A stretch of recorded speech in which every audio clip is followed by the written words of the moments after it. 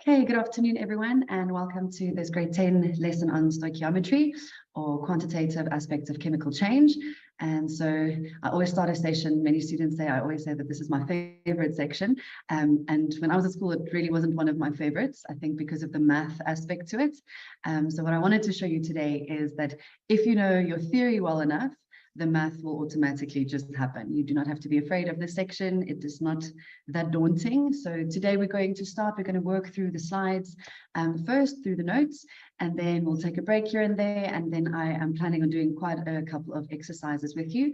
I know that you have the questions and the answers that we usually send you as well, but I've included in our little process today, you'll see that I've included a couple of extra examples as we go. All right, if at any point, if you are not comfortable with something that I explained or an example, or you're not sure where a number or a value comes from, please will you use the chat, type a little question, and even afterwards, if you're not completely confident, then we will just revisit that as well. Right. There we go. Oh yeah, I am Mrs. Goodyear. Sorry, by the way. Hi, I'm in a very cold Eastern Cape, so I hope you guys are keeping warm. All right, so we're just going to dive right in, and we're going to start with the concept of the mole. Now, for some of us, it is a very, very complex concept. It's difficult to wrap your mind around it as to what exactly the mole is. And what I want to challenge you today is try to, with every example that we do, try to refer back to firstly definitions, but also a way in which you understand a concept, and don't just rush through the calculation. So if you see the mole, don't just know, oh, this is what it is. Kind of break it down and let's go through the definitions and the meanings and find wording that also works for you in a way in which you can explain it to yourself. All right, so let's dive right in. When we look at the concept, the mole, even though it is also a cute little animal holding a test tube there to the right, the mole is a value that is given, and you'll see it on screen there, as 6,02 times 10 to the 23, which is an incredibly large value because your exponent is positive, right? So that's an incredibly large value, and that is the number of particles, also known as Avogadro's number, but that is the number of particles that you'll find in 12 grams of carbon. And now I know everyone's going, where does the 12 grams of carbon come from? If you look at your periodic table, carbon is element 6 and it's got an atomic mass of 12. And if you've got 12 grams and an atomic mass of 12, and we'll get to the calculations eventually, it will give you a value of 1 mole. So what happened back in the day is scientists compared every other element on the periodic table. They compared it to the ideal mole, which would be your carbon atom. So what we need to know for today, and this is quite a challenging concept for grade 10 learners, but we're going to get there. 1 mole has got 6,02 times 10 to the 23, and there's the whole value printed out for you or typed out for you. It's got so many particles in that space. So what that means is, if we tell you that 1 mole is that value, the moment that we say, how many particles will 2 mole have, then you merely use your math and you go 2 times 6,02 times 10 to the 23. If I say that you've got 0,8 mole of oxygen, doesn't matter which element you work with, if you've got 1 mole, 1 mole has got 6,02 times 10 to the 23 particles. I want to bring your attention to the following. When you see the following words, atom or atoms, particles, you'll see that one on the screen already. What's the other one? Molecules. You'll see that very often in tests, they ask, how many atoms will you find in so many moles? Or how many particles will you find in so many moles? These 3 words, whenever you see them, Avogadro's number. And what is Avogadro's number? I even have my matric formula sheet here to show you. In matric, and hopefully in all your other grades, you get a formula sheet in your test and in your exams, and you'll find Avogadro's number in this top little column if it looks the same. It's a constant, which means it doesn't change, and they usually give it to you. So in case you forget that 6,02 times 10 to the 23, do not be afraid. You get that as a constant in your formula sheet. So whenever you see these words, atoms, particles, molecules, if you are asked how many molecules will you find in, let's say 2 grams of oxygen or hydrogen or fluorine, whatever the element is, you look at the mole times Avogadro's number. Right, so it is a little bit of a challenging concept, I know, for my students as well, but we're going to work our way through this process today. Right, our first formula, I'll number it number 1. Our first formula for today, which you also get in a formula sheet, is that capital N, which is number of particles, or we know we can say atoms, or we know we can say molecules. You'll see that different schools and different papers ask for different words or use different phrases or wording. So this is the number of particles. How can you calculate it? You calculate the number of mole and you times that by Avogadro's number. And Avogadro's number, if I can remind you, is a constant which you get on a formula sheet. Right, so a nice definition, which I know that government schools and IAB schools, sometimes there's a different wording with your definitions, but the nicest way for me to remember and to understand what the mole is that it is the SI unit, which we know is the international unit used in the majority of countries all over the world, but is the SI unit for amount of substance. So any amount of any substance. So if I ask you how many atoms in 0.8 mole of silver, technically, I always tell my students, technically the element is irrelevant. It doesn't matter which element they refer to because we're looking at mole. Mole times Avogadro's number will give you the number of particles or the number of atoms. So if you wanted to calculate this one in your own time, we know that the formula is N, how many particles or atoms, you times it by mole times Avogadro's constant. So in this example, we've got 0.8 mole, and you know that Avogadro's constant is 6.02 times 10 to the 23. And then the value that you get here, that will be the number of atoms. And it's usually quite a large number. I mean, if you look at this, 6.02 times 10 to the 23 is already large, and you're multiplying it by 0.8, you're still going to get quite a large value. Right. So with that in mind, if you are already feeling like this concept is going over your head, just bear with me. In the next couple of hours, we will make it work together. All right. So with that in mind, we're going to jump through a couple of concepts, and in the end, I'll try to kind of weave them to bring them together. The next little, I want to say, definition or phrase that we're going to look at, or concept, is molar mass. Now, we know, hopefully by now, in grade 8 and 9, you look at your periodic table, and let's say, I think this must be every teacher's favorite element. I really don't know why, but we always tend to use it. So sodium is number 11, and it's got an atomic mass of 23, if I remember correctly. Right, so we know by now, hopefully, that that is your atomic number. And atomic number is its position in the periodic table, but it also is the same as the number of protons. So that initially, or actually essentially rather, that gives each element its characteristics. So you cannot change from one element to another, so you can't add or remove protons. So just revising that bit, that you must know that that is your atomic number, the number of protons. The number at the bottom is what we refer to as the atomic mass. And now we know, I say hopefully by now, but even if you've forgotten or if you haven't covered this, I think you have, if you're doing stoichiometry, you should be, but we know that the atomic mass is the sum of your protons and your neutrons. So your protons and your neutrons added together, and that is the mass of your nucleus, right? So when you look at this, that is atomic mass. Every atom, every element has a mass of its own, and I've got my periodic table on the desk here next to me. You cannot do chemistry without it, or one on the wall in your room. You need to get one if you don't have one. Even if it's a small ruler, always have a periodic table with you, right? So why am I going through this? When we look at the term molar mass, that is the mass of every individual atom that forms part of your molecule or your compound. You take each atomic mass and you add them together, and essentially that will give you your molar mass. Right, so if we look at our notes here, it says that that's the mass of 1 mole of particles. Yet again, look at the words, atoms, molecules, or formula units, and it is measured in grams per mole. So before we even get to this calculation at the bottom, or this formula at the bottom, I want us just to try one And I kept the examples quite easy and straightforward, mostly for my math. I'm just very honest. I know that my math is not my forte. So I always try to keep it easy at the start, right, to build confidence.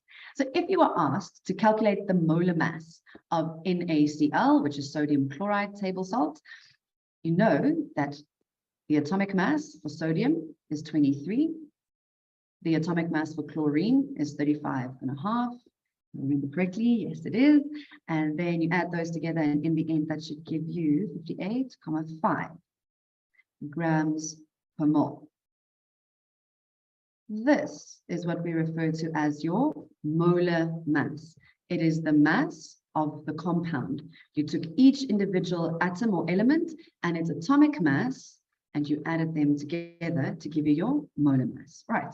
So if you are just asked plain straightforward, calculate the molar mass of a compound, each individual element, and remember to look at that subscript. So for instance, if you have H2SO4, sulfuric acid, if you have this, remember that hydrogen has a mass of 1, but there are 2 of them. So that subscript, you need to remember to add that value twice then, or multiply it by 2. But we'll look at a compound like that now. Right. So with that in mind, our second calculation for today is this beautiful one here at the bottom, where you've got N, which we know from the previous slide. Small n, or small letter n, is number of mole, which today I'm just going to call it mole. So mole equals small m, which is mass, over capital M, which represents molar mass. And as much as you get the formulae on the formula sheet, it is here, I've got the formula sheet here, it is there. You need to know what each symbol or letter represents, and also how to use it. A formula sheet can only help you that much. All right. So when we look at this formula, you can calculate the number of mole if we give you mass and if we give you the name of the compound. Because if we say sodium chloride, you can go NaCl based on the valencies. And then you can use your periodic table to calculate the molar mass. So sometimes they're not going to tell you the molar mass is 58.5. They can give you the name of the compound. They can give you the formula of the compound. But what can you do when you've got a formula? You can always revert back to your periodic table. So for today, many skills that we are expected to master. And slowly but surely, I would love for us to grow in confidence. All right. So as long as you're comfortable, that mole equals mass over molar mass. Now, what do we do if they ask us to calculate mass? And I know that this is a very, very silly way, and I know that many teachers aren't fond of this method, and I personally do not necessarily support it, especially in your senior grades. But if math is not your forte, and you know that you're not really great at it, and you struggle to manipulate formulae means that you move the variables around if they ask you for another one, other than the one that you're usually used to, right? So let's say that we ask you to calculate mass. Mass is in grams, by the way. If we give it to you in kilograms or milligrams, you have to convert. But if I ask you, calculate the mass of 2 moles of sodium chloride, for instance, I give you mole and I said sodium chloride, you can calculate molar mass. So always ask myself, what is it that I have and where am I trying to get to? Don't just dig in and start calculating. I always ask my students to either write the formula down and tick what it is we give you, or highlight what you have. Right, so I know that many staff might sometimes think that this is an easy formula or an easy calculation, but if this is where you miss a step or if you misunderstand this, it can actually catch up later. All right, one thing that I don't necessarily suggest, but I do know that some teachers teach it this way, is that you can use a triangle. Please note, a triangle will only help you if you've got 3 variables. The moment that you've got 2 or 4, obviously a triangle wouldn't work. So if you just can't remember where everything goes, we know that mole is mass over molar mass. And some students find this quite helpful. The reason for that being, if I now ask you to calculate mass, I tell my students to literally take your finger, cover the M, the small m, what are you left with? So if I ask you to calculate mass, what am I left with? N and capital M, mole and molar mass, and they're next to one another. So that will mean you can multiply them. So if I ask you to calculate mass and you want to, I want to say manipulate the formula or move the variables around, if I ask you to calculate mass, then it's going to be mole times molar mass. Right, I am not a big fan of the triangles just because if you plug something in the wrong position, all of your calculations going forward or going further down the paper might be wrong. All right, but if this is a way that works for you, by all means, great. All right. So there's an example. I don't want us to just look at the slide. I actually want us to try it by ourselves, or try it together rather. So this one, they ask us for the molar mass. You have to calculate the relative formula mass or the molar mass for calcium sulfate. So even if they just give you the name, let's say they gave you the name of the compound and they said calcium sulfate, we can sort of practice that skill today. I'm a firm believer of integrating sections. So balancing, writing a formula that's going to pop up for as long as you do chemistry. So if you didn't know how to write the formula, you can do the following.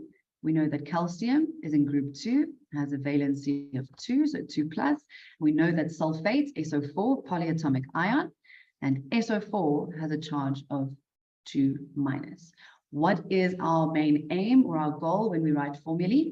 It is to put 2 ions or 2 elements or 2 atoms together to form something new. So 2 weekends ago, we looked at physical and chemical change. So this will be a very good example of a chemical change, is when calcium and sulfide ions, they react. Okay, so your aim is to get your valencies equal, but opposite in charge. So they're both 2+, 2+. So there's 1 of each. No brackets needed. You can just write calcium sulfate. All right. So if we look at this, calcium, I'm going to look at my periodic table. It's got an atomic mass of 40. Then sulfur is 32. And then here, be very careful. We know oxygen is 16, but you've got 4 of them. So I know that you've got it typed out. I've got it too, but I thought it's always nice to practice and practice the basics. Be confident in your basics and then start building. Right. So then when you add these together, I did it just before we started and we can double check. You get 136. So just be very careful. If they ask you for RFM, relative formula mass,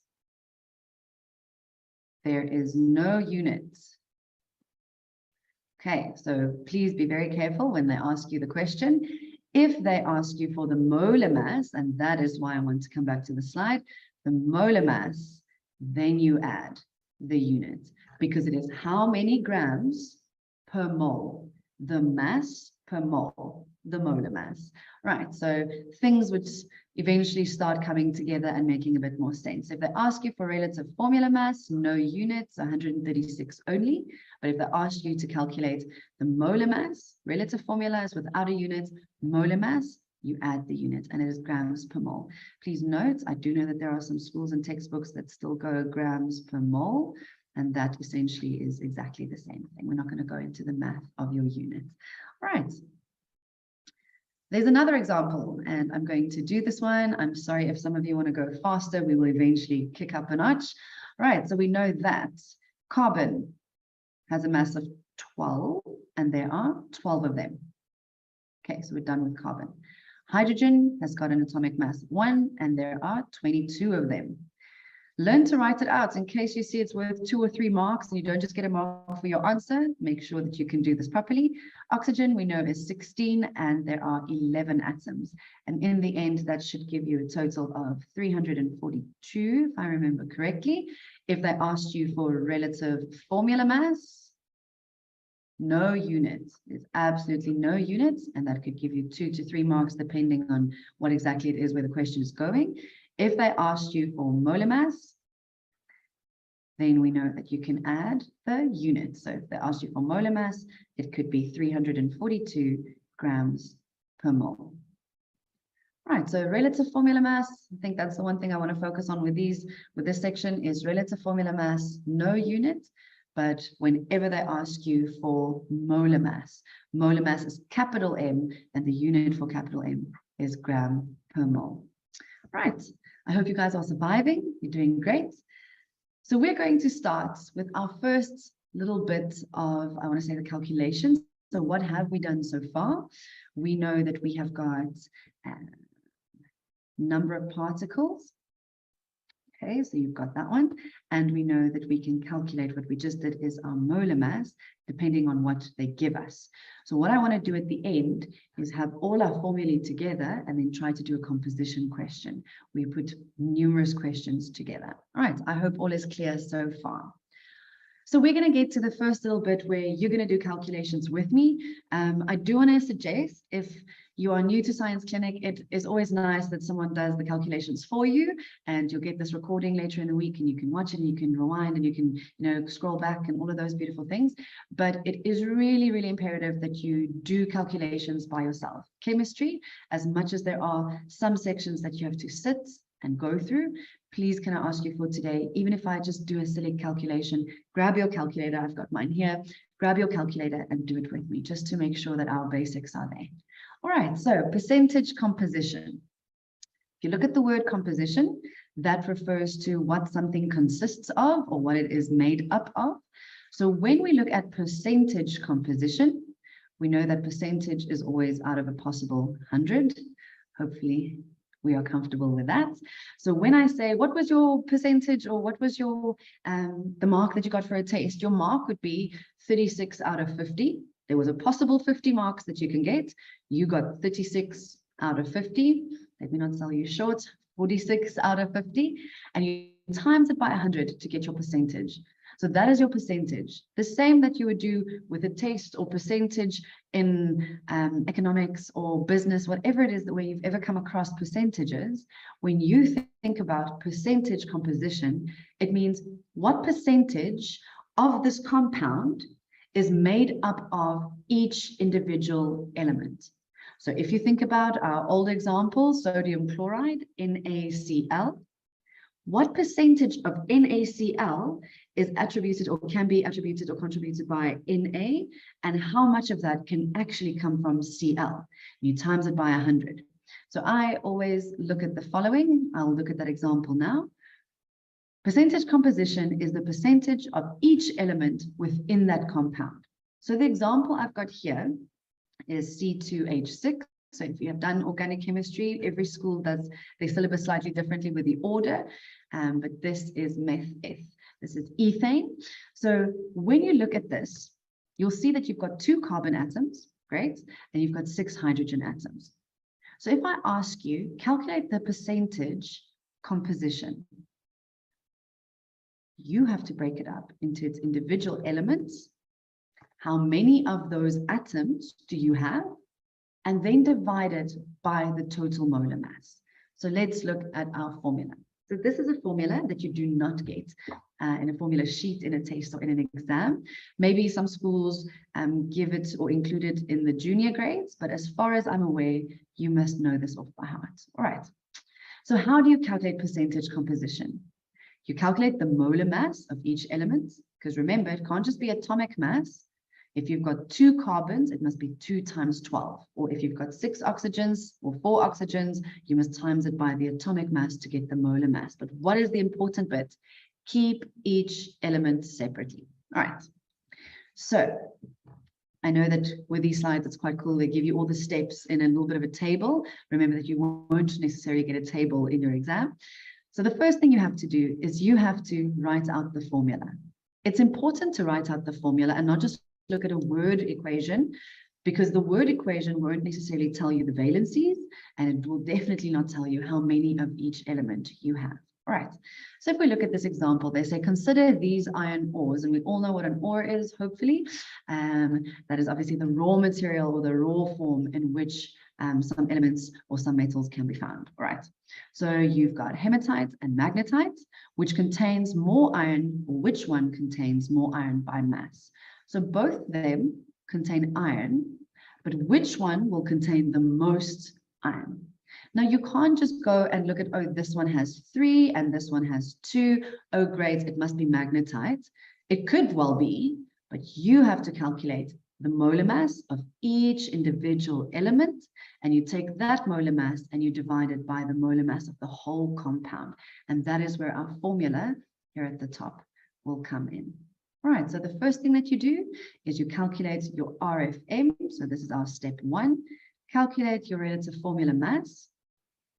And then you take the molar mass of the element and you divide it by that which you just calculated, and you times it by 100.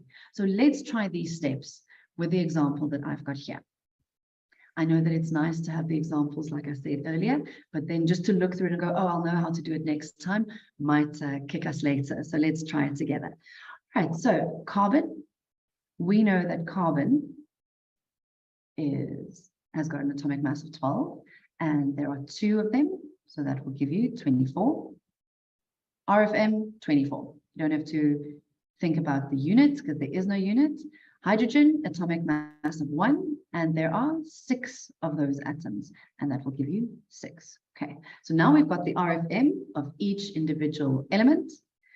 What is the total molar mass? You add these 2 together, so C times 2 plus H times 6, and that's 24 plus 6, and that will give you 30. So our total molar mass is 30. What was your test out of? 50 or 60 or whatever. That was what you could get. So what is carbon? Carbon represents 24 of the possible 30, and we want the percentage, so we're going to times it by 100. I did this before we started, so please just double check, but that should give you 80%. I'm not joking if I say I'm not confident in math. I know my flaws, and math sometimes, I have to focus really hard. So what is our composition or percentage composition? Carbon is 80% of this compound, and then hydrogen. And please learn and practice to write everything out. Chemistry is all about not necessarily all the steps, but understanding how you get to the end. Right, and that obviously should give us 20%. And then always double check that your 2 percentages, or 3 or 4, depending on the number of elements, that when you add them together, you actually get 100%. Obviously, if you round off, you might be a 0.01 out. That's perfectly fine. All right, so percentage composition is take your compound, what percentage of that compound belongs to each element. Right, so I think that is quite straightforward once you start practicing it. Alrighty. We're going to continue with concentration. And so this is another formula that you will get on your formula sheet. And this is one that kind of starts bringing many things together. So let's see what we've done so far, right? I'm not going to scroll up all the way, otherwise you guys might get seasick. But we know that we've got this formula. Number of particles is mole times Avogadro's number. Avogadro's number is 6,02 times 10 to the 23. Then we also looked at N is small m over capital M, where N represents mole, which we know from our previous formula. And then small m is mass and capital M is molar mass. So I know this seems very silly to constantly go back and revise, but start seeing the bigger picture. Always encourage my students, as much as we're focusing on stoichiometry, see how all of these sections eventually come together. And concentration, this formula, is one that starts bringing things together. So C represents concentration, and the unit that we use is mole per cubic decimeter. And remember that when you were in your junior grades, yet again, every school does it differently, but you would have your kilometer, then meter, then decimeter, then centimeter, and then millimeter. Sorry, there you go. And then many staff will teach you, if you go from kilometers to meters, then you multiply by 1,000. And if you go from meters to cubic decimeters, there are 10 decimeters in a meter. So that's how you kind of like got comfortable with all of these formulae. What I want you to do is note that it is always in cubic decimeters. So if we give it to you in cubic centimeters, you must divide it by 1,000. Right, so from cubic centimeters to cubic decimeters, you divide it by 1,000. And that is very important because you'll see in the questions we're going to do later, they constantly check whether you change your units. So we do know that conversions is something we expect you to do automatically. All right, so let's go back to this formula in front of us. Concentration is number of mole divided by the volume. And the volume is in cubic decimeters, like I said earlier. So C is N over V. I'm quickly going to revisit the manipulation of a formula. What would you do if they asked you to calculate the volume? Now, for some of us, hit a blank, we don't know what to do. Some will plug in the values automatically and then see what you can do to get all of your known values to the one side of your equal sign and your unknown value or your unknown variable to the left-hand side. That's also beautiful. Yet again, like I said, this will not be the greatest way to continue for all of your grades. It would be nice if you grow in confidence, but C is N over V. So if we ask you to calculate volume, what are you left with? N over C. So mole divided by concentration is how you can calculate volume. Right, so I know today is more about the actual math behind it, but being able to manipulate a formula is a really important skill.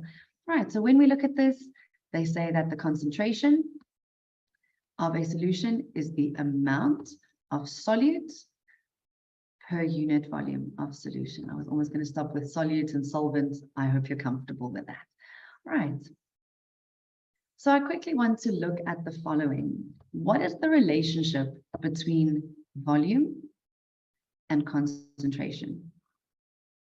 So mathematically, if you want to look at two variables and the relationship between them, you replace the variable that you're not working with a 1. Why? Because in math, a 1 is almost like a place or a space keeper. You're not multiplying it. The value can't change. 1 is a constant. It's always the same. So what I'm trying to get to is, if I ask you, or if you are ever asked, and just to understand the concept a bit better, the relationship between concentration and volume, and you replace the mole with the 1 because we're not currently looking at mole at all. We just imagine that mole is constant, okay? Doesn't change. Whenever this value increases, what is volume actually? If you think about a gas container, I always use the example of a balloon. I should have had an inflated balloon here. If you have a balloon and you press down on it, you are actually making the space less. So the volume is decreasing, okay?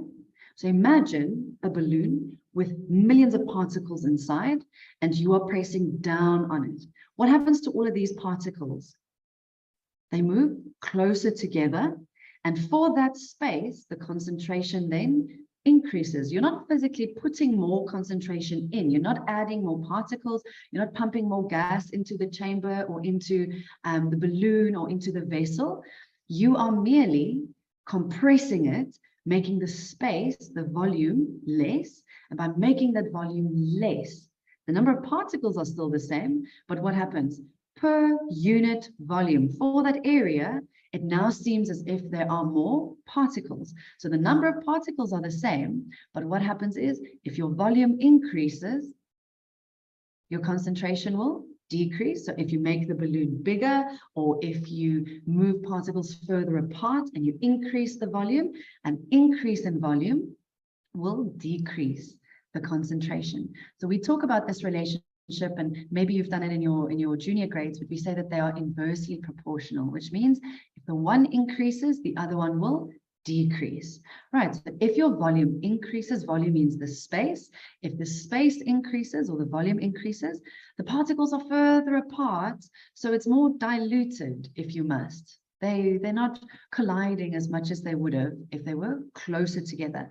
So by decreasing the volume, and I'll just do it in a different color, by decreasing the volume, your concentration will increase. So whatever happens to volume, the flip will happen to concentration. Right. So we have just recapped our 3 formulae that we've done so far. And so I would like for us just to look at concentration and how we can apply it. Right, so this you'll see that I blanked out the answer just so that we can actually practice it together.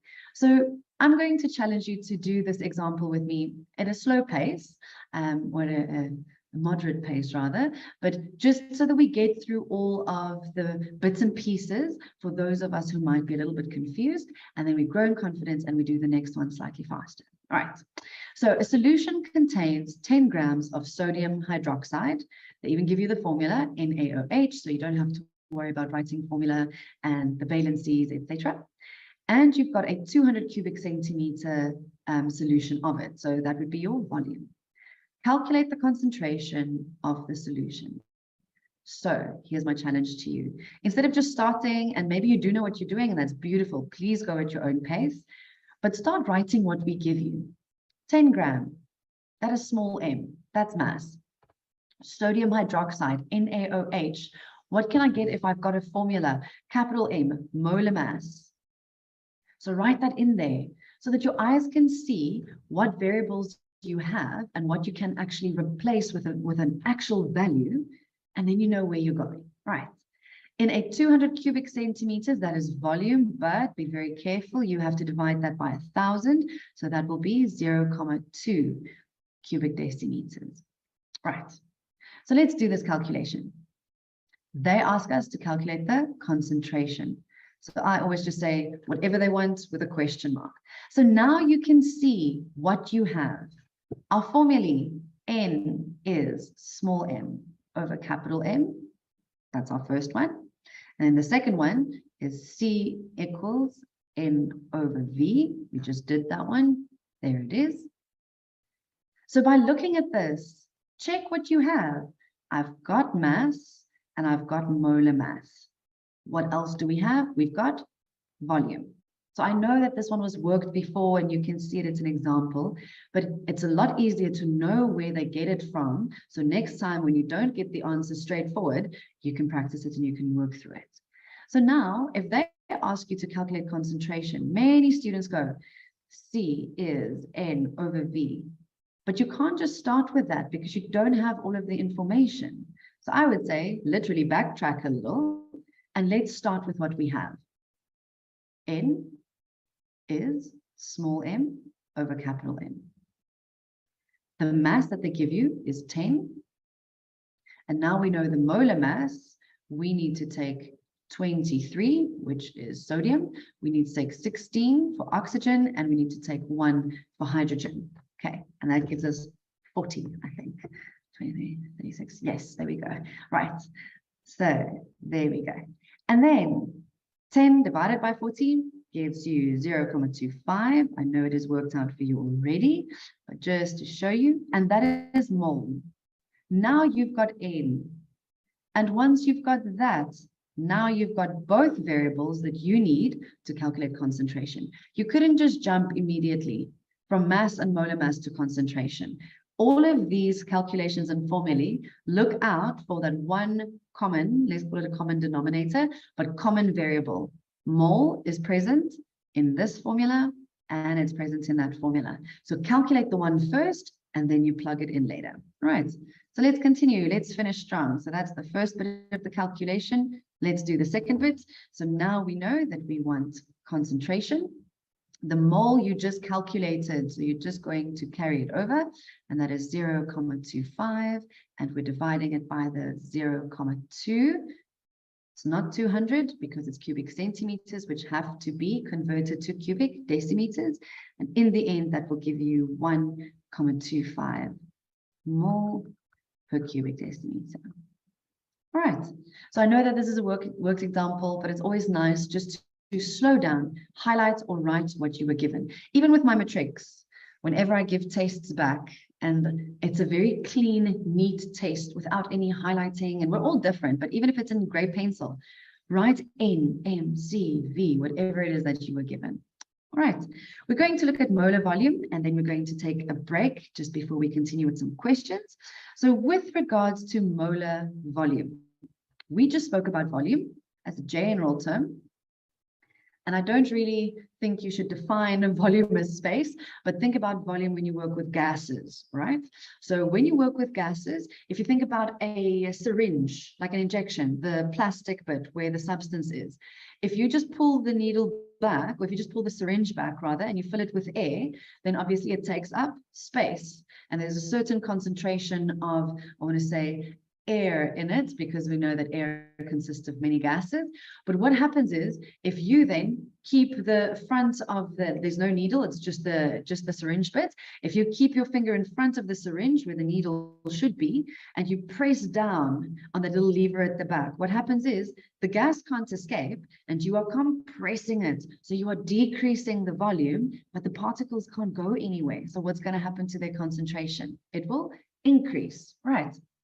So with regards to molar volume, they say the following: if different gases have the same volume under the same conditions, and I know that very often when we do experiments and investigations and practicals, there's always that one little thing that hopefully teachers remind you of, is you must keep it as consistent as you can. You can't change all the variables all the time. So what is important for molar volume is different gases, so there can be different elements. That's not really important. What is important is they have the same volume under the same conditions. And here are your conditions: temperature and pressure. And we'll look at them a little bit later, what those pressures and temperatures are. They will have the same number of molecules. So now this, with the same with the mole, can kind of blow your mind a little bit, and it can confuse you. But think about it: if you've got two different gases in two cylinders, but they are same in volume or equal in volume, and they have the same conditions, temperature is the same. Why is the temperature important? We know adding temperature is you actually adding energy, and therefore they will bounce off and collide more. We don't want that. So same temperature and same pressure. So you are applying the same pressure. Think of the balloon when you compress it, okay? They will have the same number of molecules. So let's try, and with that in mind, apply and see where we go. Right, so to continue with molar volume, still with molar volume here, just to continue from the previous little concept, the molar volume of a gas, and this is the symbol that you use in your formulae, Vm, so the volume, but it's the molar volume.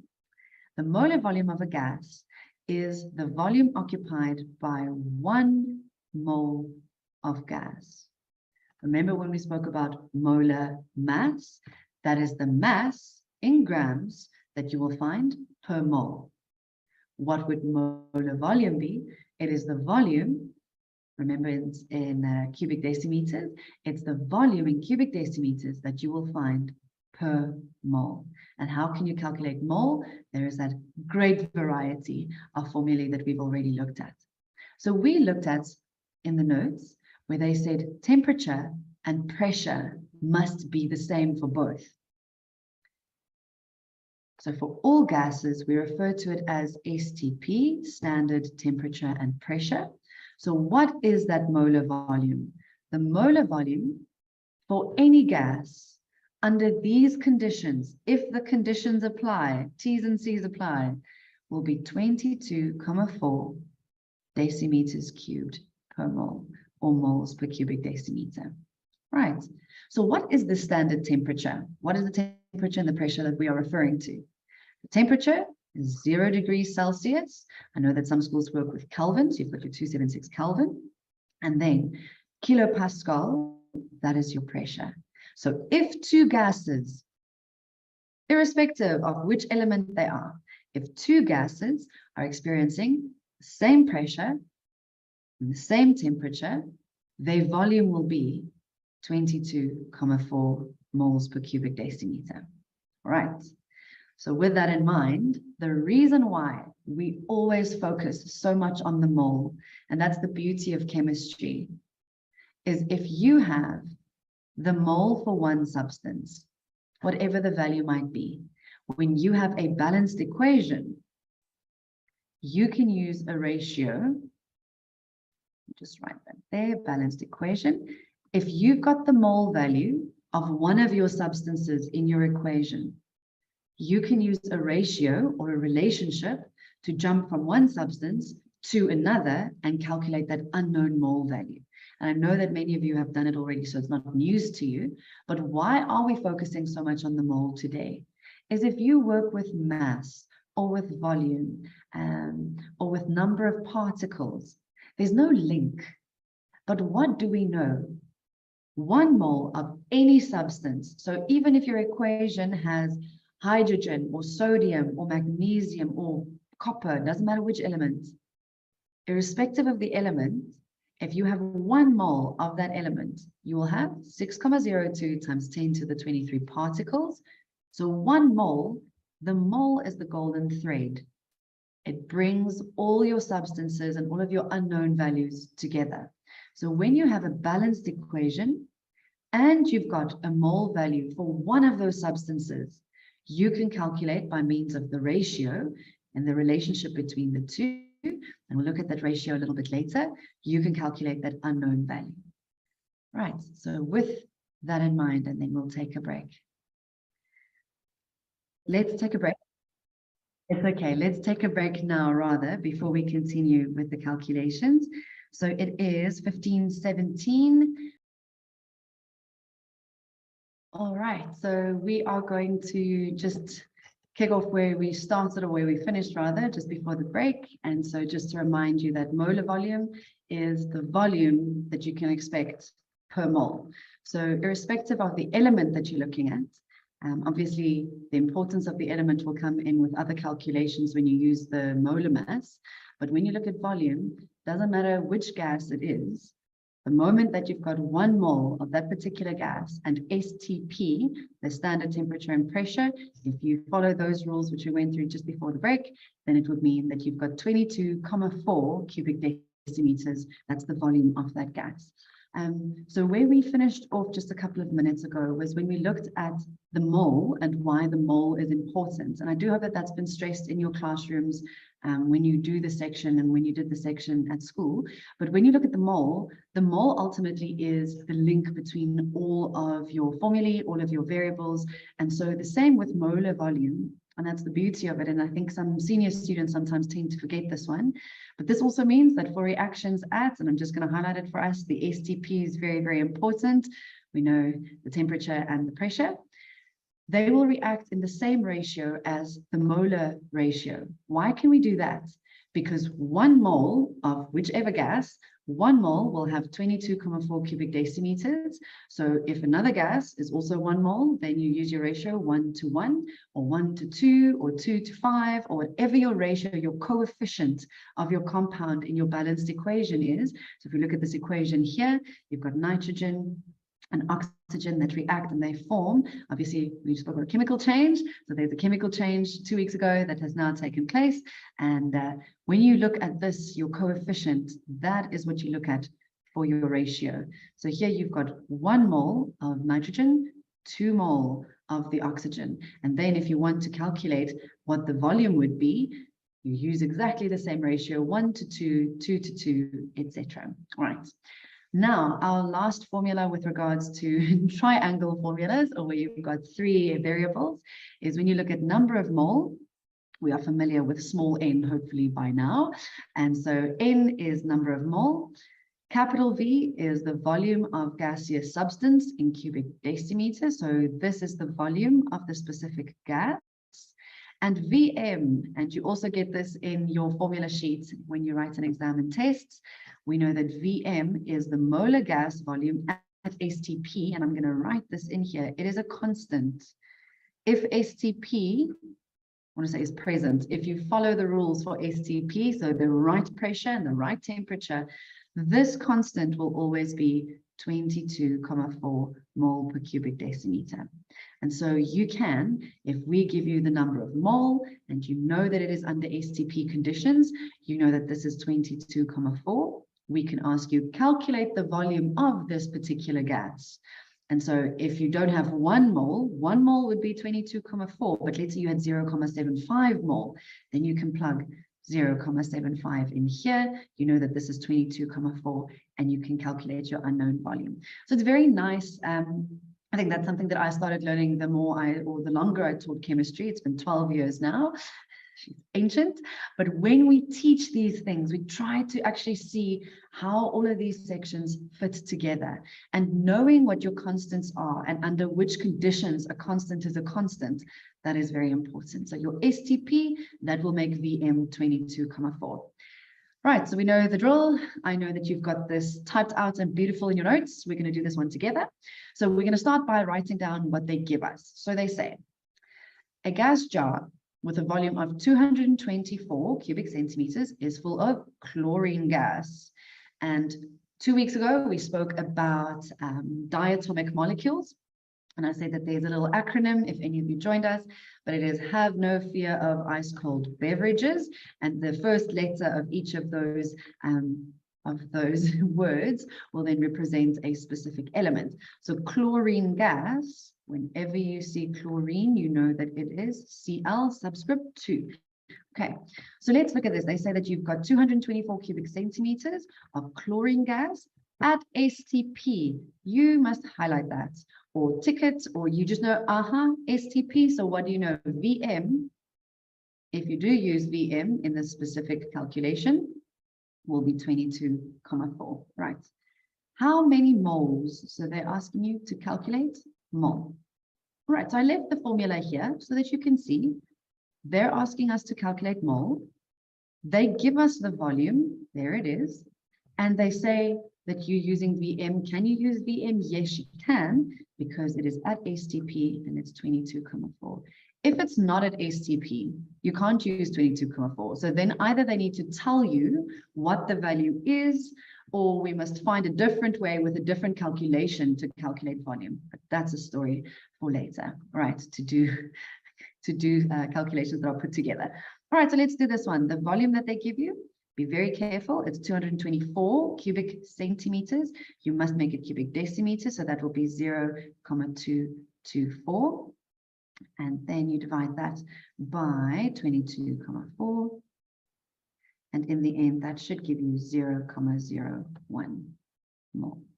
Please note, always double check when you're done with your calculation and you've gotten your answer. Always remind my students, go back to the question and check what exactly they asked you for. How many moles? So your unit must be mole. Okay, if they ask you for mass, it must be grams. If they ask you for volume, cubic decimeter, concentration, mole per cubic decimeter, etc. All right, we're going to move on to a section that is called water of crystallization. Now, in this section, when I started earlier today, I told you that because of the math part, the mathematics part of stoichiometry or quantitative chemistry, I think very often we can lose our confidence or not be very confident.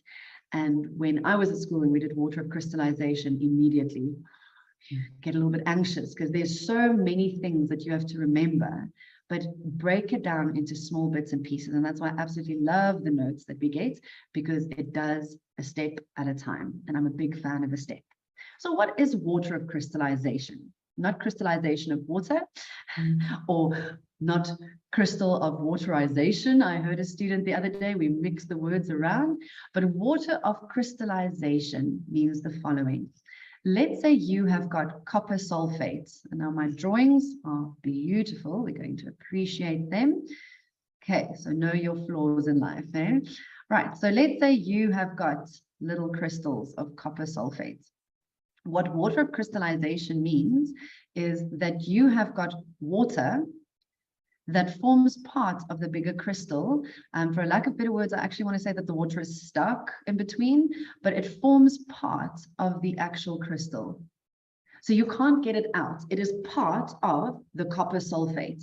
And that is why you will write it in the following manner. So when you did water of crystallization, you will see that you write it in a very weird or very unique way. And I want to zoom in on this so that you see it's not a mistake. There is a full stop. And so your full stop means that it is included. So when you do math and you've got a bracket multiplied by a bracket, there's nothing in between them, you include them. So they are together, you can kind of simplify them to get a term. So what this means is, I used copper sulfate as an example just now, but if I just kind of scroll over so you can see the little drawing that I did, right? When you see zinc sulfate, all the dark purple circles will be the zinc sulfate, little crystals, right? What you'll have then is an X, which is an unknown value, Okay, it's still a coefficient, which will tell you how many waters or how many water molecules. But you do have water. This is the water bit, the little light blue. You do have water molecules that form part of the greater picture, the bigger compound. They are stuck in, they're attached to, however you want to phrase it, but the water is part of it. But now what they're asking you to do is, you need to calculate a value for X. We know X is an unknown. So what are they essentially asking us? For every one zinc sulfate compound or crystal, you have how many water molecules? So you want to calculate and eventually get a ratio between zinc sulfate and the water molecule. Right. So just to make life a little bit easier, I'm going to do this one. I blanked out the answers. I know you've got access to them, but we're going to do it together. Right. I saw water crystallization in some matric prelim papers, so please don't think it's just grade 10 and you're done. There's some teachers that decide to just test it for 4 or 5 marks. So here we go. Let's write what we were given. So I'm going to use a color that is clear to see. Let's see what we were given in this example. Right, so they say 13,2 grams of a sample of zinc sulfate. And then let me take the notes away so that we can clearly see what we're working with. They give you the formula. You see the full stop. So that means that that whole thing, that is the compound that you're working with. That was heated in a crucible. If you've done some practical experiments in the laboratory, hopefully you know what a crucible and evaporating dish, what it looks like. Calculate the number of moles of water crystallization, which means a value for X, if 7,4 grams of solid remained. So now think practically. If you have an evaporating dish, and I'm going to do little dots, and we're just going to imagine that those are the crystals. There's the little powder, or crystals rather, that you've got. There we go. All right. If you warm this up over a Bunsen burner, I'm not going to attempt to draw a Bunsen burner, just imagine the flame. Right. If you warm this up, what happens the moment that a substance is warmed up? The particles start moving a little bit. Okay, so we're looking at the kinetics again, which we looked at when we did physical and chemical change. So what you're doing is in this crucible or in this evaporating dish, you've got the substance, which is your zinc sulfate, with your water, all attached, part of the same compound. As you warm it up, what's going to happen to water eventually? I hope you said evaporation. Okay, the word evaporating dish should have given it away, but you're going to eventually see that the water is going to evaporate. Okay, so the little purple lines is my water evaporating. So if my water evaporates, let's keep it to the blue. If this is the water that evaporates, and this substance had a mass of 13,2 grams when we started, all of the substance was 13,2 grams, but now at the end, only 7,4 grams remain. What happened to the water? The water evaporated. So what happens? This solid that you've got here, that is the mass of the zinc sulfate. Okay, so they were once together, one compound with the water and the zinc sulfate, crystals all stuck together in the same structure. You warm it up as the particles start moving and colliding. What happens to the water because of its boiling point? It will go from technically melting point and then boiling point, but it will then evaporate. So the mass that you are losing, that's the mass of the water. Why is that important? The first step is calculate the mass of the water that evaporated. So I know that because you were given the steps, you kind of know, okay, so the water evaporated. But if your school, if your teacher did not go through it in these steps, that is technically what happens. So let's calculate. They say that you've got 13,2 grams when you start. So that's your initial mass of the zinc sulfate and the water. We are left with 7,4 grams at the end. So ultimately, it must be 5.8 or 5,8. You've got 5,8 grams that evaporated. So that is then the water. So I would urge you, I know it takes a second or two extra, but just write 5,8 grams of water so that you know what you are busy with. Why is it important? And I remind my students constantly, if you're working with water and you've got the mass of water, Then you must use the molar mass of water. You can't use the molar mass of one substance and the mole of the other. If you use the mass of water, you must use the volume of water, you must use the molar mass of water, you must use the concentration of water. Any value that you want to insert or plug into your calculation or your formula must be some way linked to water. Okay, so this is step 1. We've done it, 5,8 grams. Step 2, calculate the moles of water. So I left the formula there. So you know that N is small m over capital M, right? The mass of the water is what you just calculated. So that's 5,8. Remember that it has to be in grams, so we're on the right track. And then the molar mass. And so H2O, we know that hydrogen has got an atomic mass of 1, and there are 2 of them. And we know that oxygen has got an atomic mass of 16. So hence, that's how you get to the 18. So do you see the importance of also doing these worked examples together? So if you had no clue where the 18 came from, you just analyze it sometimes, break it up. So 5,8 divided by 18, and that gives us 0,32 mole. And I'm going to take time to write of water. Okay, because you're working with water. Right, let's see what the next step is. And even if your question paper doesn't guide you, we call these scaffolded questions, where they build on the previous answer, you can be asked for 6 or 7 marks just to calculate the value for X. If you're not given the steps, these are the steps that you must know off by heart. Okay, so always go from the mass that you were given to the mass that you finished off with. That is the water that evaporated. And then you get your mole value for water. The third step, calculate the mole of the anhydrous salt. Anhydrous means that it is not hydrated anymore. The water has left. Okay, hydrated with water, and then an without. Okay. So now, why are we jumping all of a sudden to the zinc sulfates, you might ask, if you haven't figured it out yet. We want a ratio. We know the mole value of water. We already calculated the H2O, the mole value, but we now want to see how they relate and how they can be expressed in a ratio. Okay, so we just calculated 0,32 mole of water. Right, so why is that important? When we started after the break, I said, remember, mole, when you see mole, it must just come to you like the brightest idea ever, mole ratio.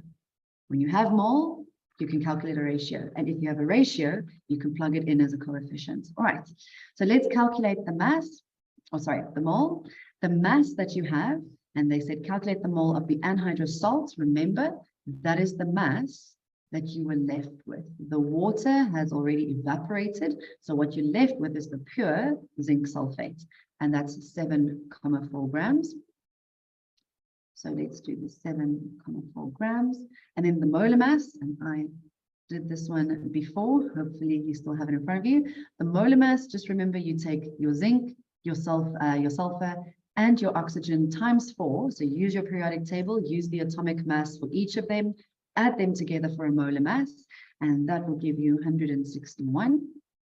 And in the end, you will see, I'm just going to write it next to it, that will be 0,046 mole. And we know that that is of the zinc sulfate. So now I'm going to write it next to one another. We know that zinc is 0,046. A ratio means, so if you're in a school that's co-ed and you have got 1 girl for every 2 boys, it means that if you've got 2 girls, then 2 times 2, 4 boys. That ratio is what you're going to use to multiply or divide to get one of the values to 1. So your second last step is determine the ratio of water of the anhydrous salt. So you can go this way to say the water versus the salt or over the salt, or you can just divide both of these by the smallest value. So if you divide this one by 0,046, why do we do that? Because a ratio is usually 1 to something else, 1 to 8, 1 to 0.5. It's a nice concept and a very nice idea to get one of your variables, or one of your values rather, to 1, because then it's just easier to think for every 1 water, I have got so many zinc sulfates, or other way around. So if you divide both of these by the smallest value, this will give you a 1. This will give you, if not exactly, but close to 7. Very often you'll get a 6,998 or 6,95, rounded off. It's very close. If you get a 6.5, don't round it off, then you must multiply both by 2 to make sure that you get whole numbers.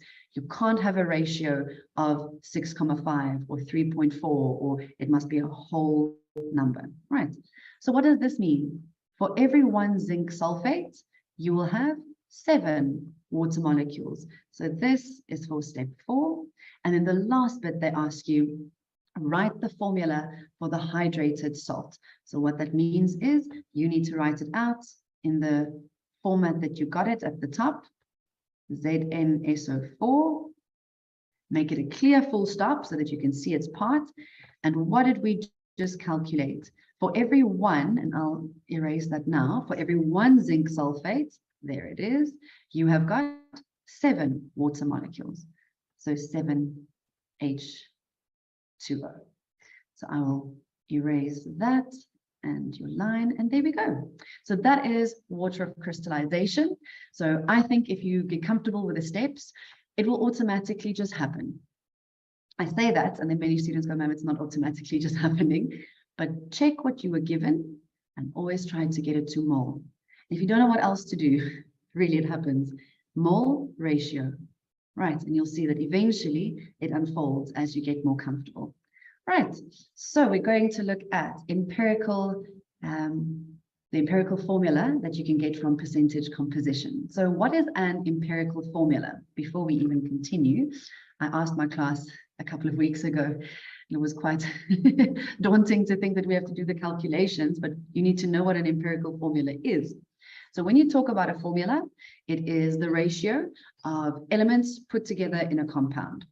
So for instance, my old faithful, NaCl. For every 1 sodium atom, there is 1 chlorine atom. Magnesium chloride is MgCl2. So for every 1 magnesium atom, there will be 2 chlorine atoms. So you need to be very careful with, firstly, making sure that you know what an empirical formula and a normal formula and a molecular formula is. So empirical formula is not just the ratio of these elements, but it is the most basic ratio. So earlier we worked, I'm not going to scroll all the way up, I'll just remind you, we did percentage composition with ethane. I hope you can remember this example, right? So this is a formula, C2H6. But what is an empirical formula? Empirical means that it is the most basic or most simplified. So empirical means if you can simplify it. So very easy, I would hope, if you've got even numbers, because you can divide them by 2 or 4, whatever the value is, you just look for your lowest common multiple. So what can we do here? The empirical formula will be C, if you divide this by 2, that will give you 1. And if you divide that by 2, that will give you 3. So this is the molecular formula. This is a name and a formula for a molecule. But if I ask you for the empirical, it means for every 1 carbon, how many hydrogen atoms will you have? So that gives you your most basic ratio. And a most basic ratio works with whole numbers. You'll see in chemistry, you can never have C2H3,5. Right, the subscript, the number of atoms that you have for each element must be a whole number. If you see that you get something like that, 3.5, how can we make it a whole number? You can multiply it by 2, right? And then you'll have H7. So what must you do with the C? If you multiply the one by 2, you must multiply the other by 2, but we're going to get there in a couple. All right, so let's look at the basics of empirical formula. So empirical from percentage composition. So what they are giving us is a lot of information. Excuse me. They're giving us a lot of information about many of the elements and the atoms. And what they're asking us to do is we must eventually get to the empirical formula. I apologize.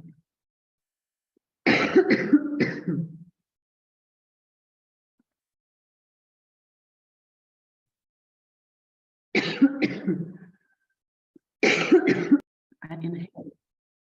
All right, apologies. So when you look at empirical formula from, let me just maybe undo that quickly. There we go. When you look at the empirical formula, it means it's the most simple format or way in which you can write a formula. So you must try to get it into a very simplified little formula. So what we're going to do is the following. We're going to start with this example. There are 3 examples, but we're going to look at the different ways, always using the same steps. And you'll see that I have written the steps here to the right. So I'm going to scroll across and we can do this one together. All right. So the question says the following, or the example says, an oxide of sulfur contains 40% sulfur and 60% oxygen. Always make sure that your percentages actually add up to 100. Right. Excuse me. So when you look at this, you'll see that you've got 40% sulfur. I'm just going to get rid of the frog in my throat. Sorry. Cool. All right, so just to prove that we are all human. So when you look at this question, where there are different ways in which you can go about it. So they can either give you the percentage of each element in the compound, or they can give you the mass of each element in the compound. And we're not going to get all afraid and flabbergasted when we see these questions and we don't know what to do. So your reaction should not be like mine a couple of minutes ago. We're going to do it in the following steps. So you'll see that in the notes, you were given these steps on the side here. So what I did is I just quickly summarized them for us, and we're going to follow these steps. And I know you've got the answers, but we're going to do it together. All right, so here we go. You take the percentage that was given for each element individually. All right, so they give you the percentage. So first step, done and dusted. Now, it's a very interesting thing that you'll see. They immediately take it to mass. You can't always take any other value to mass. But why can you do this? Let's say you had 40% sulfur and 60% oxygen. We know that that adds up to 100%. So hypothetically speaking, if you think about it, if you had 100 grams instead of percent, if you had 100 grams, 40 of that 100 will be sulfur and 60 of the 100 will be oxygen. So when we take percentage to mass, it's not just, oh, you can take volume to mass and mole to mass. You can't just take anything to mass.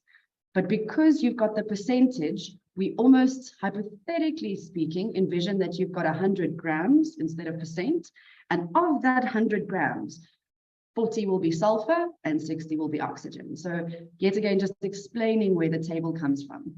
Right, to step 2, let's take it to mass. So now we know that we have got 40 grams of sulfur and we have got 60 grams of oxygen. If they give you percentage, you can just go to mass, because hypothetically speaking, you can take the percentage away and make it 100 grams. Right, now you have to take it to mole. How can we take anything to mole? And this is why I said earlier, get very comfortable with your calculations. And yet again, if you have a single formula sheet that you can keep next to you, I usually have a laminated one that's at my or on my desk, so that you don't have to page and look for it online. Be very careful. So how can we take it to mole? N is small m over capital M. The mass is 40.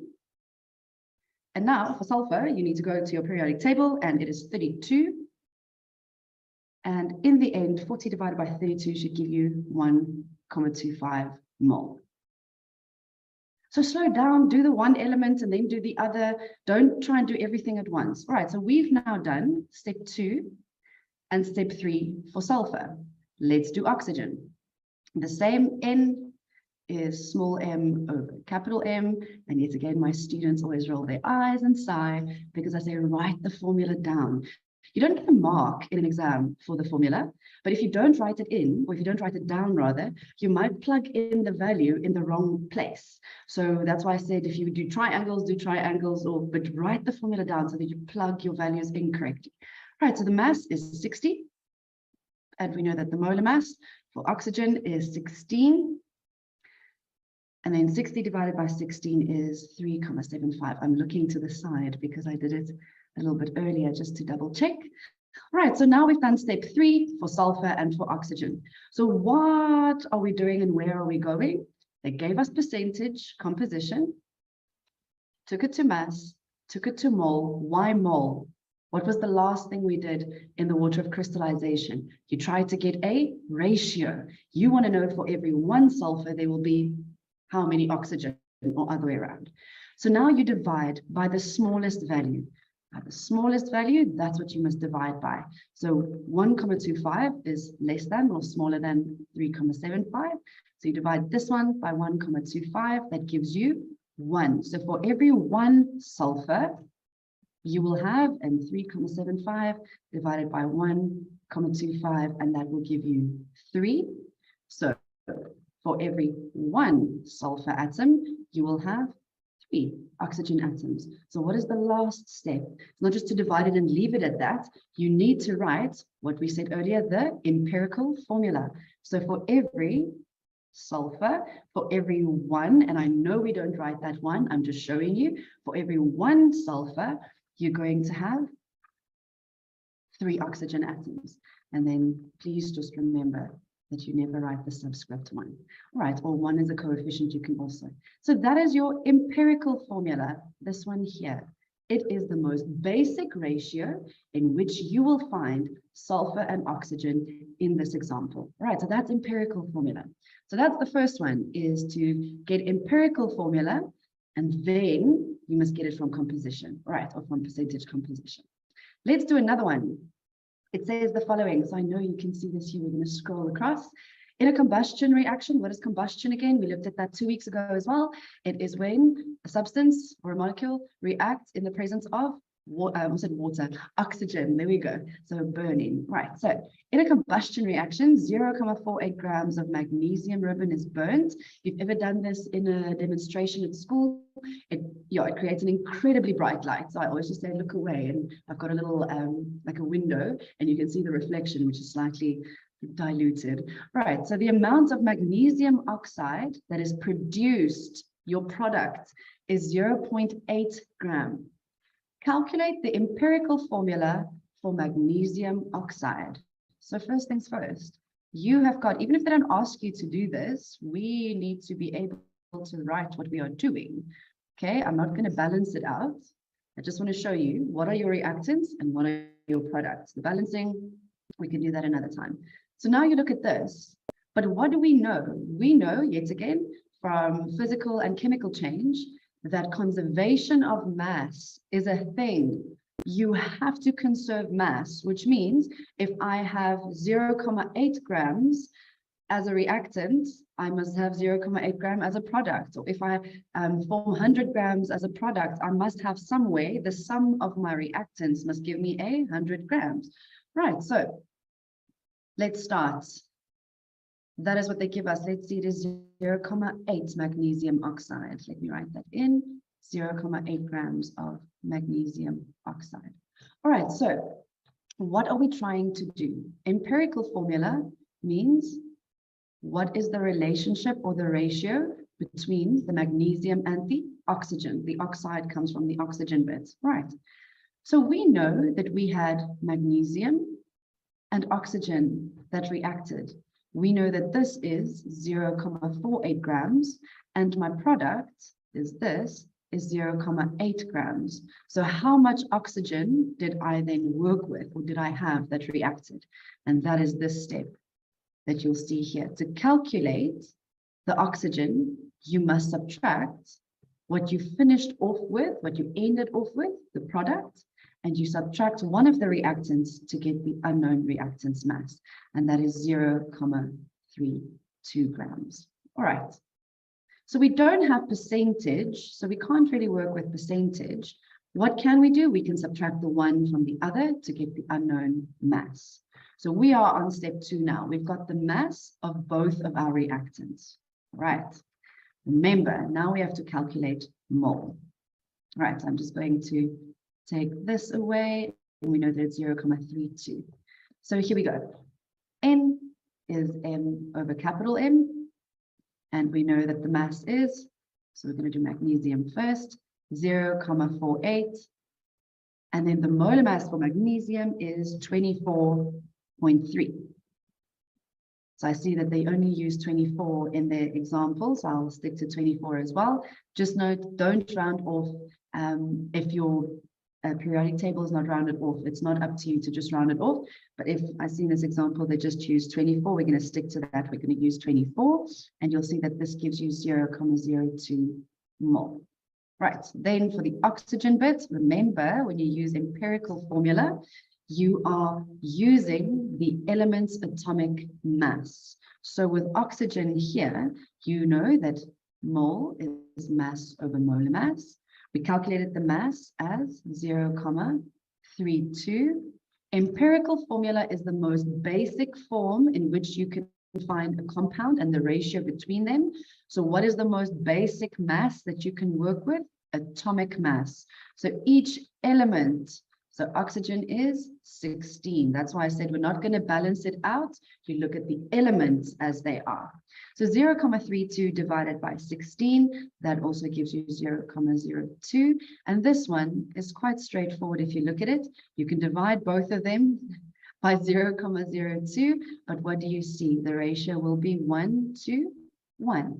So this is your empirical formula. Not MgO2 or Mg2O3, MgO, because based on the mole value, they are equal. So that means for every one magnesium atom, you will have one oxygen atom. Right. There is a third example. I'm not going to look at that example. You will forgive me, hopefully, because it is basically they give you the mass, you take it to mole ratio. Okay, so there's nothing special or nothing completely challenging about it. So I thought I would just do the first one and the second one. What I want to ask is, or well, rather say, is if it is okay, we're going to do the first question, and then we're going to take a break after that, just a 5-minute break, and then we'll finish strong. Right, I just don't want you guys to lose focus. So I'm going to start with the first question, because I think it's really important that we practice and we try them. Right, so there we go. The first question, and you'll have this with you as well. So we're going to take it at a nice pace and do it with me. And if you want to type your answer, because some of you are typing way faster than I'm even writing and explaining. So yeah, new generation, go for it. If you want to type your answers as we go, all I ask is that you don't type the answers so far in advance and then we confuse the people who are doing it together. All right, so let's go. I'm going to do it the way I expect my students to do it. And so hopefully you will learn something from this skill. All right. A group of learners prepare a 0.25 mole per cubic decimeter solution. Mole per cubic decimeter, that is concentration. I'm just going to write that in. We might not even need it, but that's the one thing I always try to teach is don't just rush to the questions. Try and analyze what they give you before you start calculations. Right. So they say that it's a 0.25 mole per cubic decimeter solution of sodium carbonate. All right. They also give you sodium carbonate there in the brackets. Great. By dissolving a 14.2 gram sample of hydrated sodium carbonate in 200 cubic centimeters, we know that that is a volume. I'm going to put that in there. And we know that that is a mass. Okay. So you've written what they gave you and what they supplied you with. And now we will see how we can go about answering the questions. Right. A, explain the meaning of the term hydrated.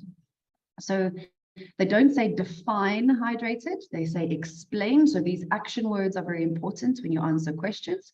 So we can somewhat do a little bit of, exam approaches while we do these questions. But hydrated means that it is surrounded by water. So for A, I'm not going to write the answer down. This is something that you can go through your notes and you can get in your book as well. Hydrated means that it is surrounded by water molecules. Don't just say water molecules, because we're ultimately looking at the molecular level. All right. So yet again, they don't ask for a definition, so it doesn't have to be parrot learning, please.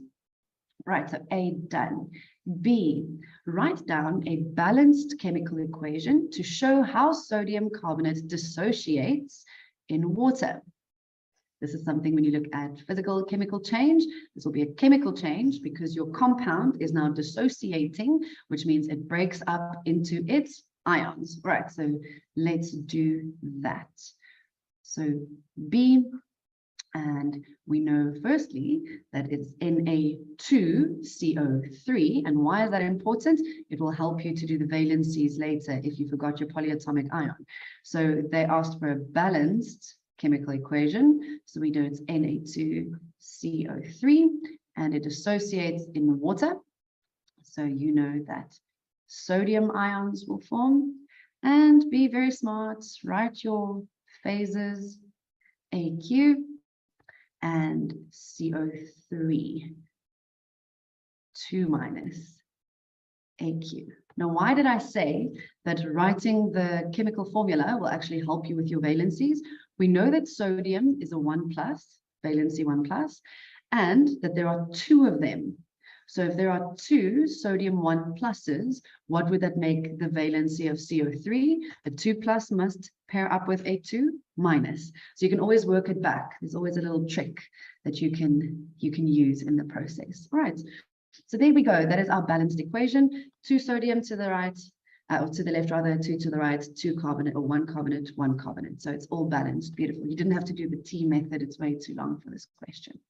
Then C. They say the following.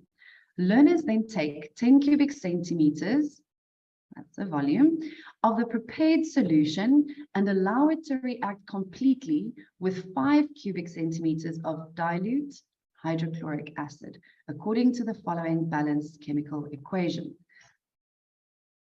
There is our balanced chemical equation.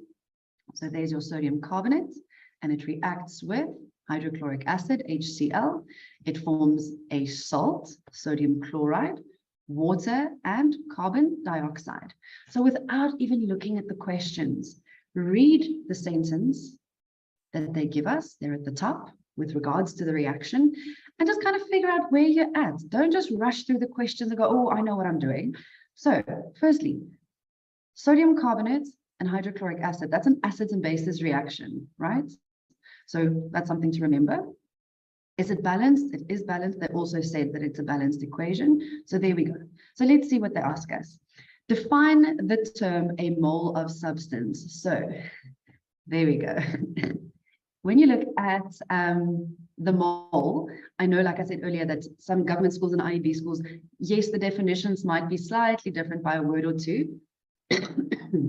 But I think the most important thing is that it's the amount of substance. It's the SI unit for amount of substance. And then Panache, you said it so nicely, is the base unit of the amount of substance containing the same number of molecules. And we know whenever they say define, you have to use the definition that you were given. And so we always refer to CAPS and the SAGS document, and these are documents that give you the definition. So your textbooks very often, they paraphrase and they try to explain it in an easier manner, but please note that your definitions, especially in your matric papers, definitions 2 marks, you either get 2 or you get 0. There's no half mark, and so please know your definitions. All right. I'm not going to write the whole definition down. That is a sit at my desk and study moment. We're going to look at question C2. It says, what type of chemical reaction is represented by the chemical equation above? And that is an acid-base reaction.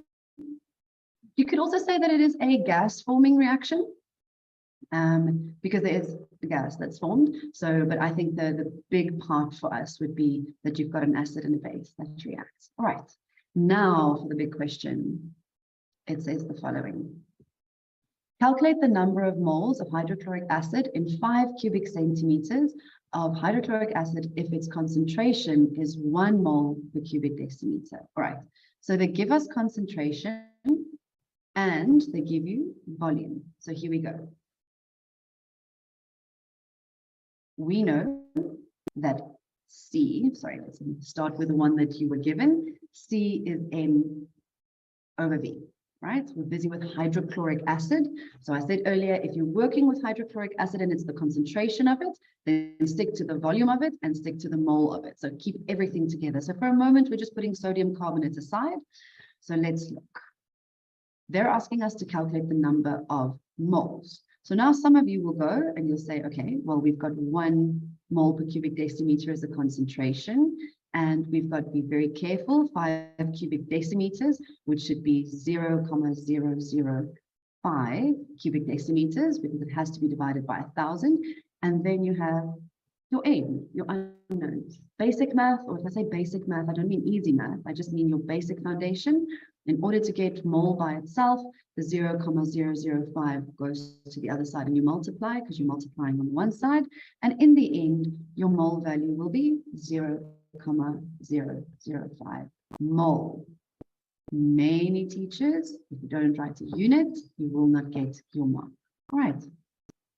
Now, the last question. Calculate the mass of sodium chloride formed in the reaction in question C. So just to show you, this is the reaction. We now know the mole value of the HCl. We just calculated that as 0,005. So that is your mole value. We just calculated. I'm going to put them together. And now they're asking us that you have to calculate the sodium chloride formed. And they're asking us for the mass. So if you look at this, and I'm zoomed in just so that you can see the whole reaction. I know it's quite large, but what do we know? When we started, I said, why are we aiming and striving to get to a mole value? A mole value ultimately will give you a ratio or a relationship.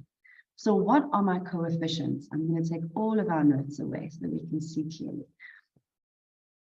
2 hydrochloric acid, and they're asking us sodium chloride. So you go from a 2 to a 2.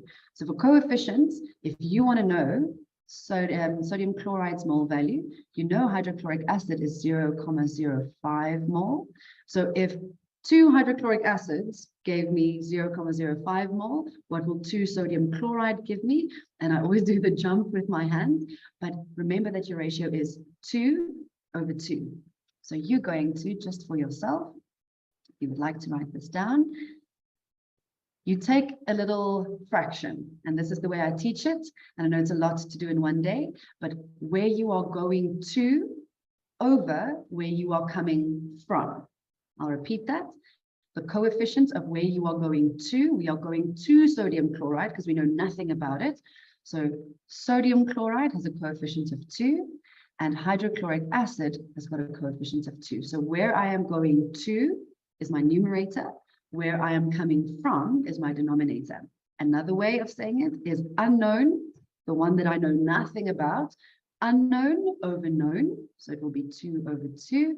And then one of my students said, ma'am, it's what I want over what I have, exactly the same. So unknown over known, what I want over what I have, where I'm going to over where I'm coming from. So I give you 3 different ways in which you can remember that. Okay, so let's do that calculation here on the side. So we're going to do D here. So they're asking us to calculate the mass of sodium chloride.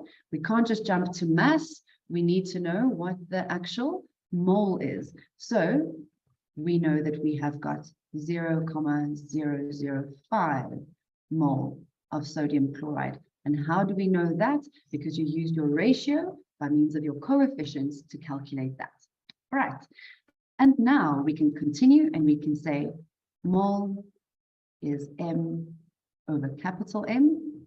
I'm going to just move it so that we can see clearly. And now they're asking us to calculate mass. So what do you have? You've got mole, and you know it's sodium chloride, so you've got molar mass. So I'm going to keep it in this format. If you want to move it around, then you know you could have said mass is mole times molar mass, if you had your triangle, which I'm definitely not going to do now. All right, so our mole value we just calculated is 0,005. The molar value, and I just want to make sure if the memo they rounded it off or not. No, they did not. Beautiful. So we know that Na is 23, and we know that chlorine is 35,5. So therefore, your molar mass, we know we add those 2 together. So your molar mass is 58,5, and this is the example that I used earlier today. And the mass in the end that you should get is, if not exactly, but close to 0,29 grams of sodium chloride. So what did we do? Use whatever information they give you, get a mole value, and from mole value, you can use your coefficients to get a ratio, and then they could have asked you for concentration, they could have asked you for volume, they could have asked you for mass. We're going to take a 5-minute break so that we can do question 2 and 3 and then open it up for questions. So 5-minute break. We're going to do the last little bit of the questions, and we're going to do them together. And I am going to not pick up the pace in order to rush, not at all, we're not rushing anyway, but just to make sure that we don't harp on things that you guys might find easy or basic. So I'm going to get us going on the second question. And I do hope that what we've done so far is making sense and that you are comfortable with all of the approaches that we have taken. All right, so sometimes I know especially with Science Clinic, it's always cool to see, well, I find it quite a big learning curve, is to learn from the students as well, that sometimes they do it differently at their school. So please, at any point, if there is a way in which you were taught and my way is slightly longer, or maybe it confuses you, or you've got a better way, then just stick to your guns. Always stick to what it is that you know. All right, so let's continue with question 2. It says sodium thiosulfate, Na2S2O3, it's a solid. It reacts with 400 cubic centimeters of hydrochloric acid solution. So before we just go through a question, if you have done rates of reaction, I'm not sure whether your school has, but rates of reaction is a section where you actually put the sodium thiosulfate in the hydrochloric acid. And what you do is you try to see how quickly or how fast it dissolves, and also how quick it becomes. It becomes like a milky substance, so an actual white substance. So it's see-through or clear when you start, and as you swirl it a couple of times and you leave it, you usually put a little an X that you made with a Koki underneath the flask, and then you'll see that it disappears eventually because the substance turns into a milky color. So as much as chemistry is just sentences and equations, it's very nice to do some practical work and to see that happen in front of your eyes. Right, so that was a side note. So it reacts with 400 cubic centimeters of hydrochloric acid. I'm just going to write a V there for volume. And we also know that it must be in cubic decimeters.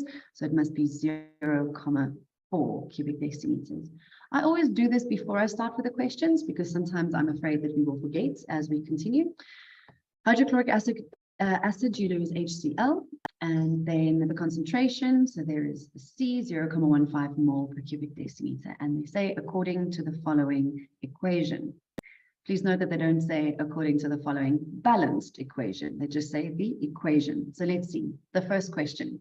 Rewrite the equation as a balanced equation. There it is. So to save some space and some time, we're going to look at it. If you want to do the T method where you draw a line under your arrow to have or to separate your reactants and your products, please feel free to do so. I just find that sometimes you can eyeball it and you can see what you are in need of quite quickly. So I would say that you look at your sodium, 2 to the left, only 1 to the right. So that's one to bear in mind. Sulfur, 2 to the left, and there is 1, and there is a second one on the right. So that's balanced out. Oxygen, you've got 3. Here to the left, and there you've got 2 to the right plus that 1, that's 3 already. Hydrogen, you've got 1 here to the left and 2 to the right, right? So my sodiums and my hydrogens, those atoms or those elements are not balanced out. So I would plug a 2 in there so that you've got 2 sodium, and now your sodiums are balanced out.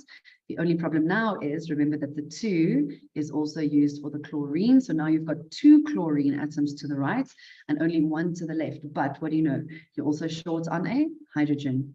Okay, so that's how you would balance it out. A 2 before the hydrochloric acid and a 2 before the sodium chloride. Right, everything else is balanced out, and you can double check if you would like to, and if you maybe don't trust at first glance. All right, so that's A, done and dusted. Then B, it says, calculate the number of moles of hydrochloric acid added to the sodium thiosulfate. So first things first, what do we have? We've got volume of hydrochloric acid. Please always read the sentences properly. Sodium thiosulfate reacts with 400 cubic centimeters of hydrochloric acid. That volume belongs to hydrochloric acid. And what did we say when we did the calculations? If you want to calculate the mole of hydrochloric acid, which is what they ask us now, you have to use the volume of hydrochloric acid, and you also have to use the concentration of hydrochloric acid. So we've got everything that we need. So I'm going to start by writing, we know the formula is N is C times V. Where do we get that? Because we know concentration is N over V. So now if you manipulate the formula, I know the word manipulate might not make sense, but you manipulate it, you change it all around. And we've got a concentration, and the concentration is 0.15. And the volume, please remember, it's not 400, but it is 0.4. And I always do these calculations in the break so that I don't have to tap on my calculator and take and waste time. And please double check, because I told you my math sometimes lets me down, but it's 0.06 mole. That's the mole of HCl. If you don't want to write this bit, the mole of HCl, then you're more than welcome just to do an N and then in brackets HCl. That's actually the correct way of doing it. But for myself, somewhere, I just always like to write what substance I just calculated, because going forward, it's very nice just to go back and actually see what you've done. Right, so we are done with B. Then C, 3 parts to this question. Calculate the volume of SO2 that will form from this reaction. Okay, so now what have we just calculated? I'm going to remove any of the other notes that I've made here, except for our ratio. We just calculated that we have got 0.06 mole of hydrochloric acid. So please note, these questions are always scaffolded, which means what you calculated earlier, you could actually potentially, most of the time, use going forward in your question. So they know, or we know, that we've got 0.06 mole of hydrochloric acid. What is the beauty of the mole? That is the one unit that brings everything together. So now you can use your ratio, right? So the question states that we have to calculate the volume of SO2 that will form. So that is where we are going. So I'm going to just number our questions so that we don't lose track of where we are. So they're asking us to calculate the volume. So first things first, before you even calculate volume, you need to know how many moles of SO2, okay? And remember, we need to look for some essential information in that example. All right, so let's see what they do. We've now calculated that we've got the mole of 0.06 of the hydrochloric acid, right? So now what is my ratio? 0.06 is what we have. We're going to SO2, so you're going to SO2, so that's your numerator. What is your denominator? It's the coefficient of where you're coming from. So I'll write that coefficient in. If you've got a different way of doing ratios, please stick to that. But this is a nice way of always double checking. My unknown mole value, that coefficient is 1. My known mole coefficient is 2. So in the end, we know that we've got 0.03 mole of SO2. But that's not the end of that answer, because the question states that we have to calculate the volume. Now, there's something that is missing from this question. And so it could just be that it was and it was taken out, or maybe they didn't think that it was important to say. When you calculate volume, what is very important? So we want to calculate volume. And when you calculate volume, you have got a formula, which is N is V over Vm. What must they tell you? They must say that it is at STP, standard temperature and pressure, right? So if they don't say that, then you kind of assume that it is, because otherwise they would have given you extra information, or they would have given you the actual constant. So at STP, what do we know? We have now calculated the mole value. So they are asking us to calculate that. They're asking us to calculate the volume. And what do we have? So we know volume is mole times your mole constant, or your volume constant rather. So the mole we just calculated is 0.03. And we know at STP, and they should mention that, okay? So at STP, that will give you your 22.4. Right, this one I just need to do for us quickly, 0.03 times 22.4, and that gives you 0.672. So 0.672, and remember that it must be in cubic decimeters. Right, so 0.672 cubic decimeters, and that will be the first question, the volume done and dusted. Right, now if we continue, and at any point, if something is not clear, you know you can use the chat and you can ask me. Right, so that is one question that goes together. I will scroll across as we continue. Now they're asking us to calculate the mass of the sulfur precipitate. So I'm going to go back to our reaction. They're asking us to calculate the mass of the sulfur. You can't just go, oh, M is N times M. You need to know the mole. So I always go back to the first one that I calculated, which is 0.06 mole of hydrochloric acid. We are going to sulfur. So let's start with that. So for question C2, they're asking us to calculate the mass. You can't just do mass out of nowhere. You start with a mole value that you had first, and that's the HCl. And we are going towards the sulfur. And I'll scroll up so you can see. We're going towards sulfur. So what is our ratio? 0.06 times 1/2. And that gives you 0.03 mole. And that is the mole value of your sulfur. Right, so now you've got N, or mole for sulfur. Now you can continue with the mass calculation. Right, so we know that mass is mole times molar mass, and that comes from our N is M/M. I just manipulated it to get mass by itself. All right, so some of you will keep it in this shape and form, and you will just plug in the values, and from that, you will just move it across. I always, it's personal preference, and I'm a creature of habit. I always just like to do my formulation first. All right, so now we know that the mole value we just calculated is 0.03, and we know that the molar mass for sulfur is 32. And so in the end, the mass that you should get is 0.96 grams, and that is the mass of the sulfur. All right, so that is question C2. Done and dusted. Let's see what they ask us. You guys are doing very well, by the way. It's a lot of calculations in this section. Yeah, you will be very tired after this. The next question they ask, the concentration of sodium chloride in the 400 cubic centimeter solution. Now be very careful, because here's again, 400 cubic centimeters, we know it should be 0.4. All right.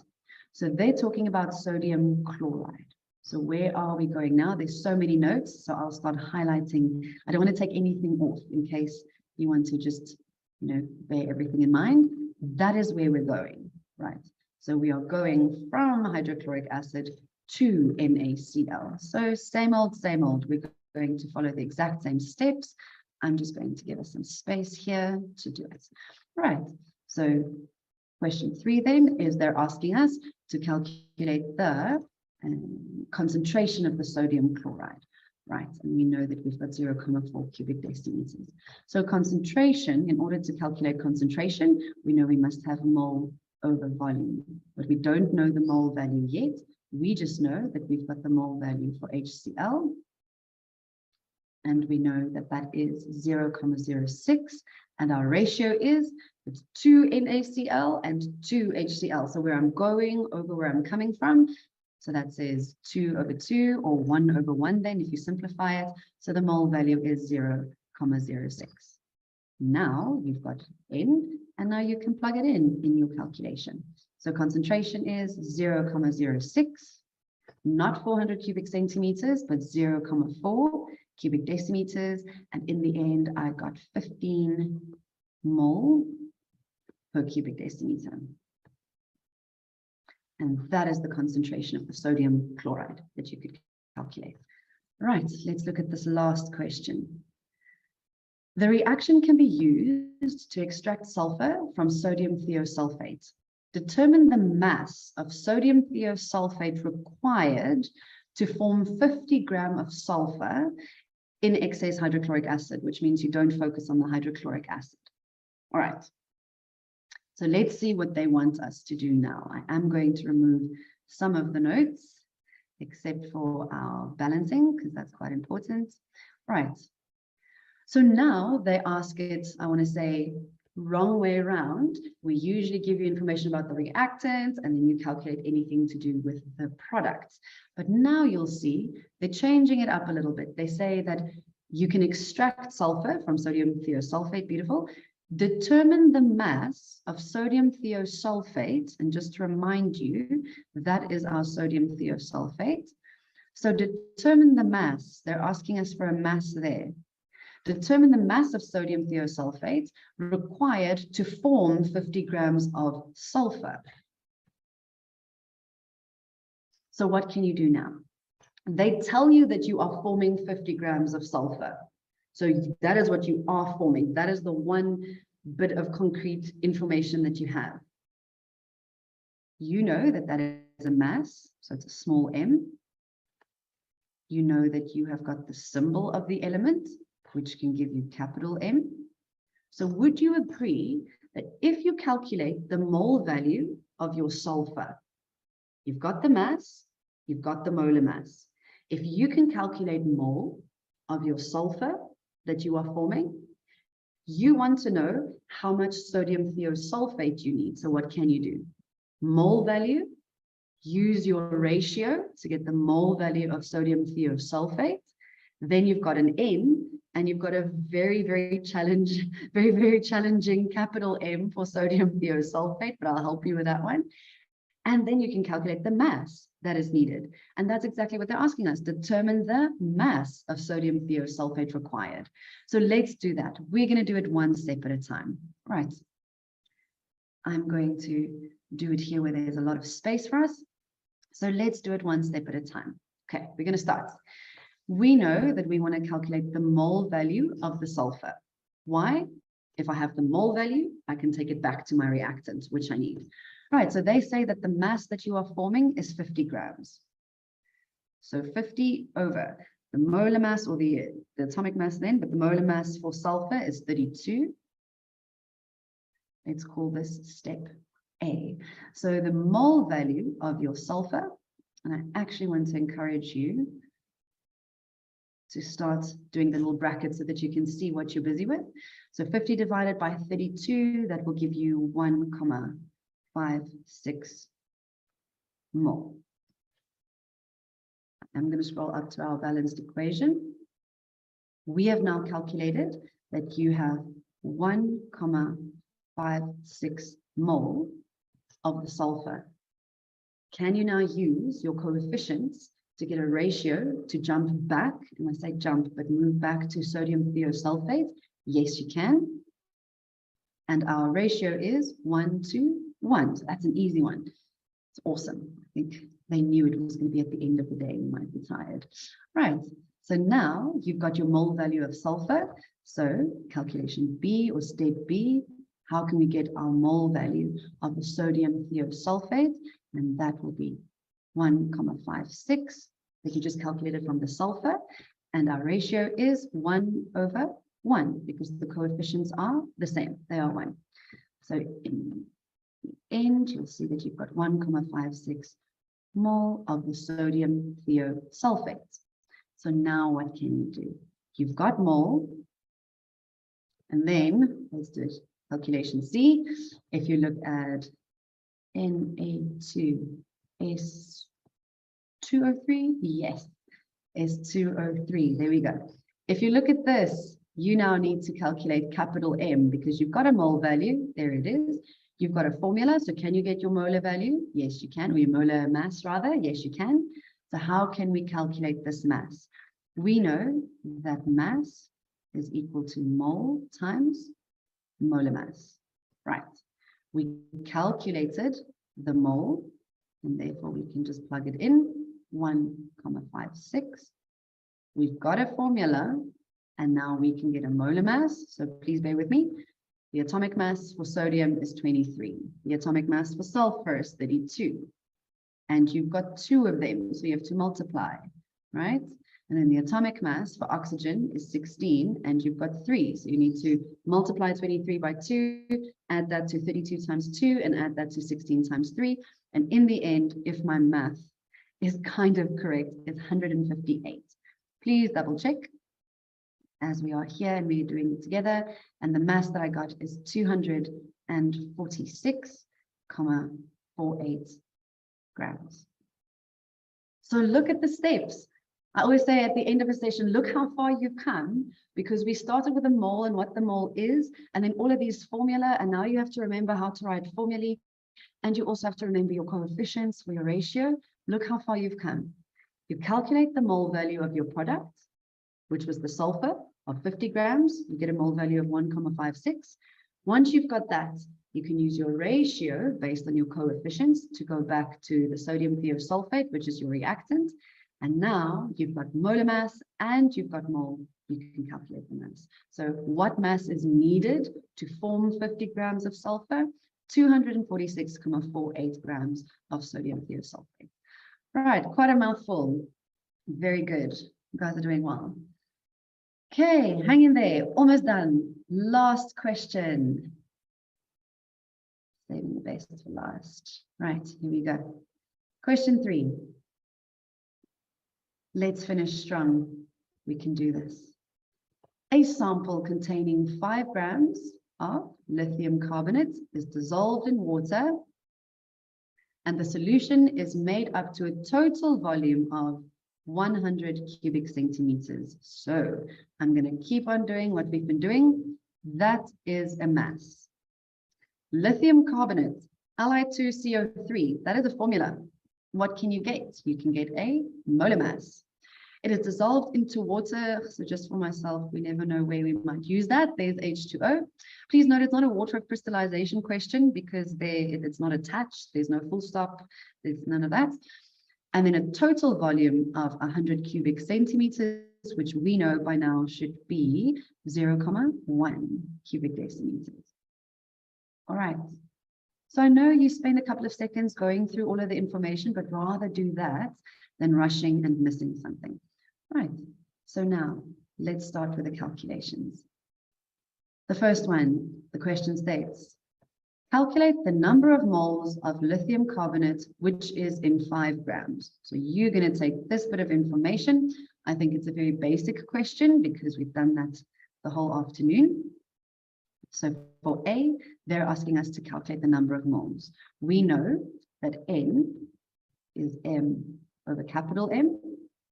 We know that the mass is 5. However, you now need to look at lithium, which has got an atomic mass of 7, and there are 2 of them. So 7 times 2. And then you have to add that to carbon, which is 12, if I remember correctly. And you have to add that to oxygen, which is 16 times 3.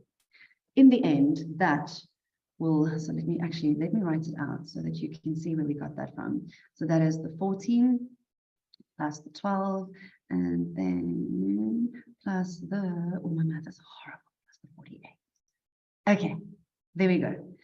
So that's your molar mass, and remember, molar mass is for the whole compound. So once you've done that, you will get something close to, if not exactly. I always say that because sometimes we are rounding off the final answer, yeah?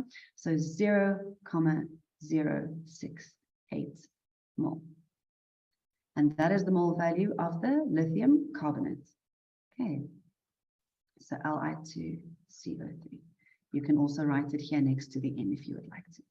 Cool, the first one, done and dusted. So that is I. Now, if we look at the second bit of that question, and you can very often assume that they go together because it is A1 and A2, and then you only go to B. So I always say to my students is remember that some questions are scaffolded and they actually go together. All right. So the concentration of the solution that is formed. So now you need to calculate concentration. We know that concentration, C is N over V, right? The mole value you just calculated, that is 0, we said 0,068. There we go. And then the volume, please remember that it is not cubic centimeters, it's cubic decimeters, and therefore it is 0,1.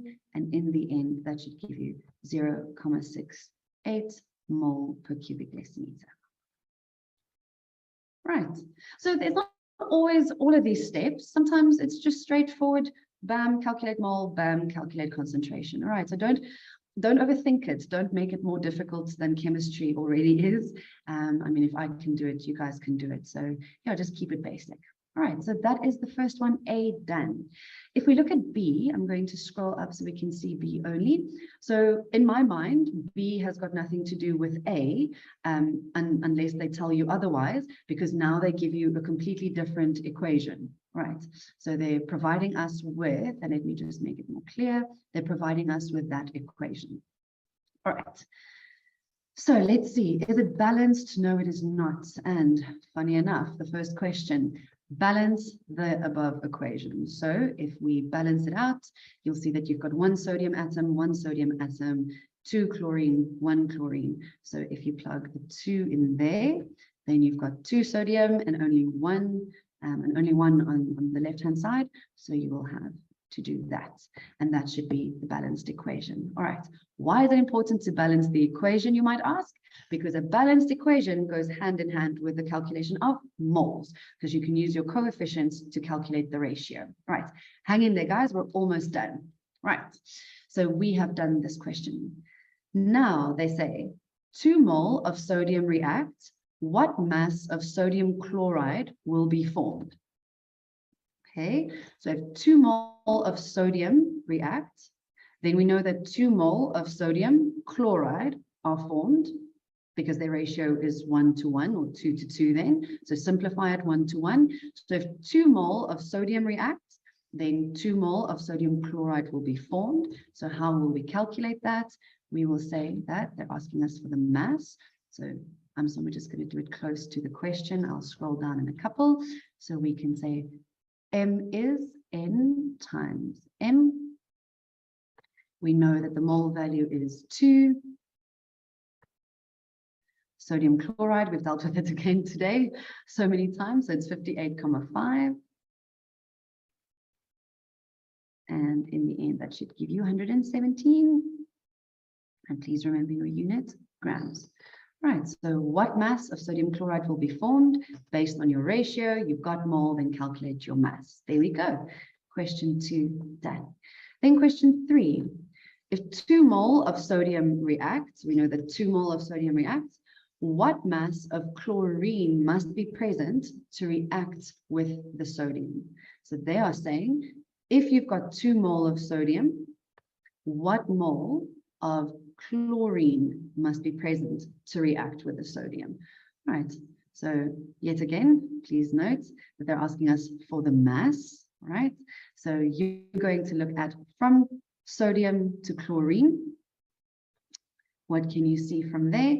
It is 2 and 1. So if you want to calculate the mass of the chlorine that must be present, firstly, the mole is the mole that you calculated. So we know that we've got 2 mole, and that is the sodium, just saying that's your sodium mole that you're working with.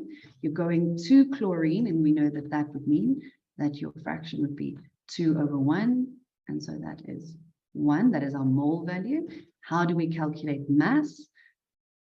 Mass is the mole value times the molar mass, and be very careful.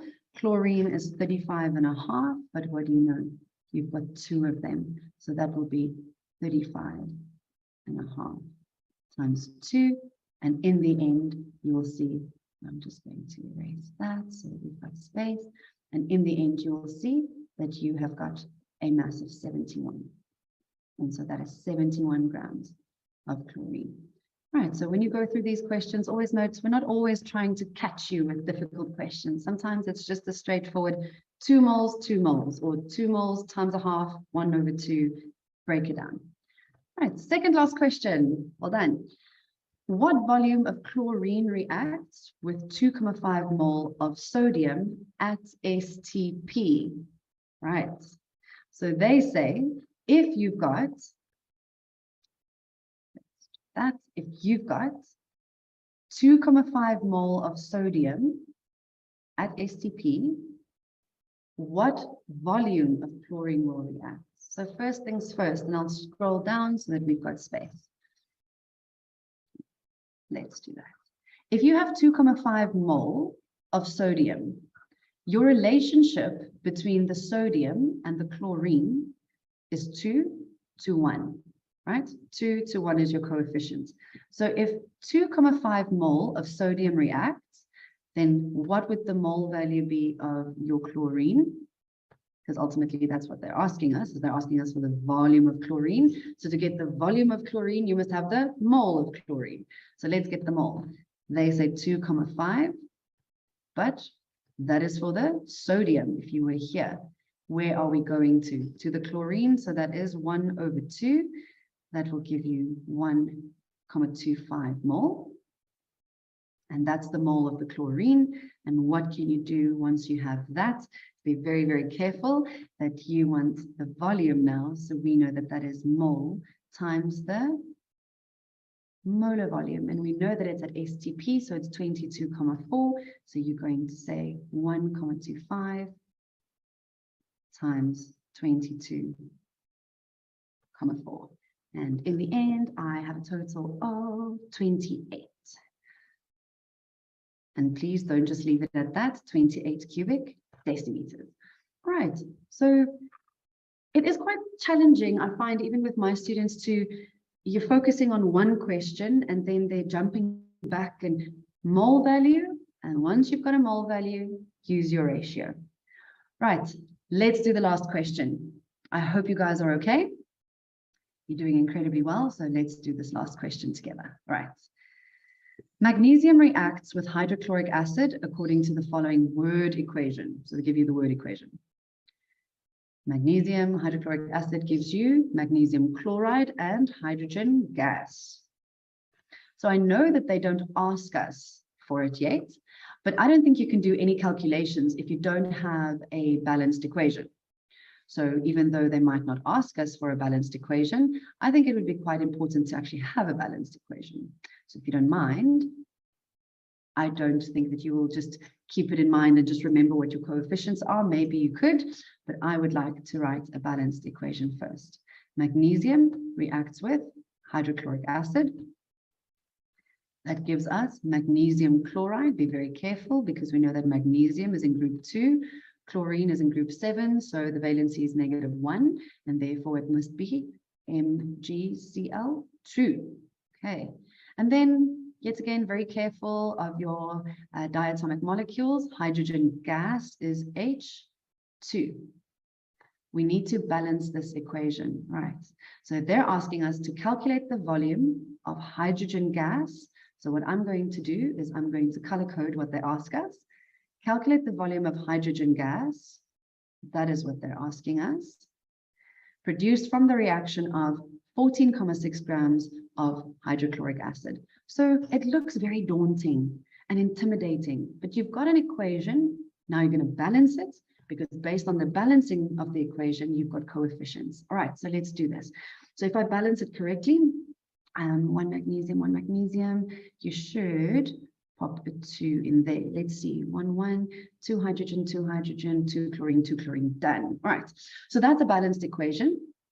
Calculate the volume of the hydrogen gas. So they are asking us to calculate the volume at STP. So we know 22.4 is definitely a value that we're going to use. We need to calculate the volume of the gas that is produced from the reaction of 14.6 gram of hydrochloric acid. Here we go. Okay, so what do we have? We've got a mass of hydrochloric acid and we've got a formula, HCl, so we can calculate molar mass. Let's finish strong. We're on a roll. Okay, so we're going to start the first bits of the calculation. So this is question C. Sorry, I just labeled it wrong. Question C. The first bit of the calculation is to start with hydrochloric acid and calculate the mole. N is M. over m. The mass is 14,6. The molar mass is hydrogen is 1 and chlorine is 35.5, so 36.5. Double checking that I am not leading you astray, but it's correct, 36.5. And that will give you, based on my calculations, 0,4 mole. This is the mole of the hydrochloric acid, right? So look at our equation. This is where we are. That is where we are going to. We are moving towards the hydrogen gas, all right? So we've got a mole value. What can we do? If I now want to calculate the mole of the hydrogen gas, I'm going to take the mole that I just calculated. Why? Because that is the golden thread that keeps all of the compounds together. But what must I remember to do? You can't just use the same value. That is the value for HCl with the coefficient of 2. Where I am going, what is that coefficient? It's a 1. Where am I coming from? The hydrochloric acid, it's a 2. Or unknown over known, or what I want over what I have. Everyone keeps you happy. And we know that that gives you 0,2 mole. Now we've got the mole value of the hydrogen gas. And what is the last bit of the question that we haven't answered yet? Excuse me. The volume of the hydrogen gas. And now we can say the volume of the hydrogen gas is what? It is mole times molar volume. You just calculated the mole value, so you can plug it in there, 0,2. And we know that it is at STP, so it is 22,4. And in the end, that gives you 4,48. And your unit, cubic decimeters. So what looked like a very daunting question, in the end, write down what you have, and this is how I will finish today's session, is write down what you were given. N, M, V, C, whatever it might be. Write down these small little symbols in the question. If you're not a person who highlights, then don't highlight, but write down what you were given and just break it down into small little bits and pieces. Okay, so that is us for today.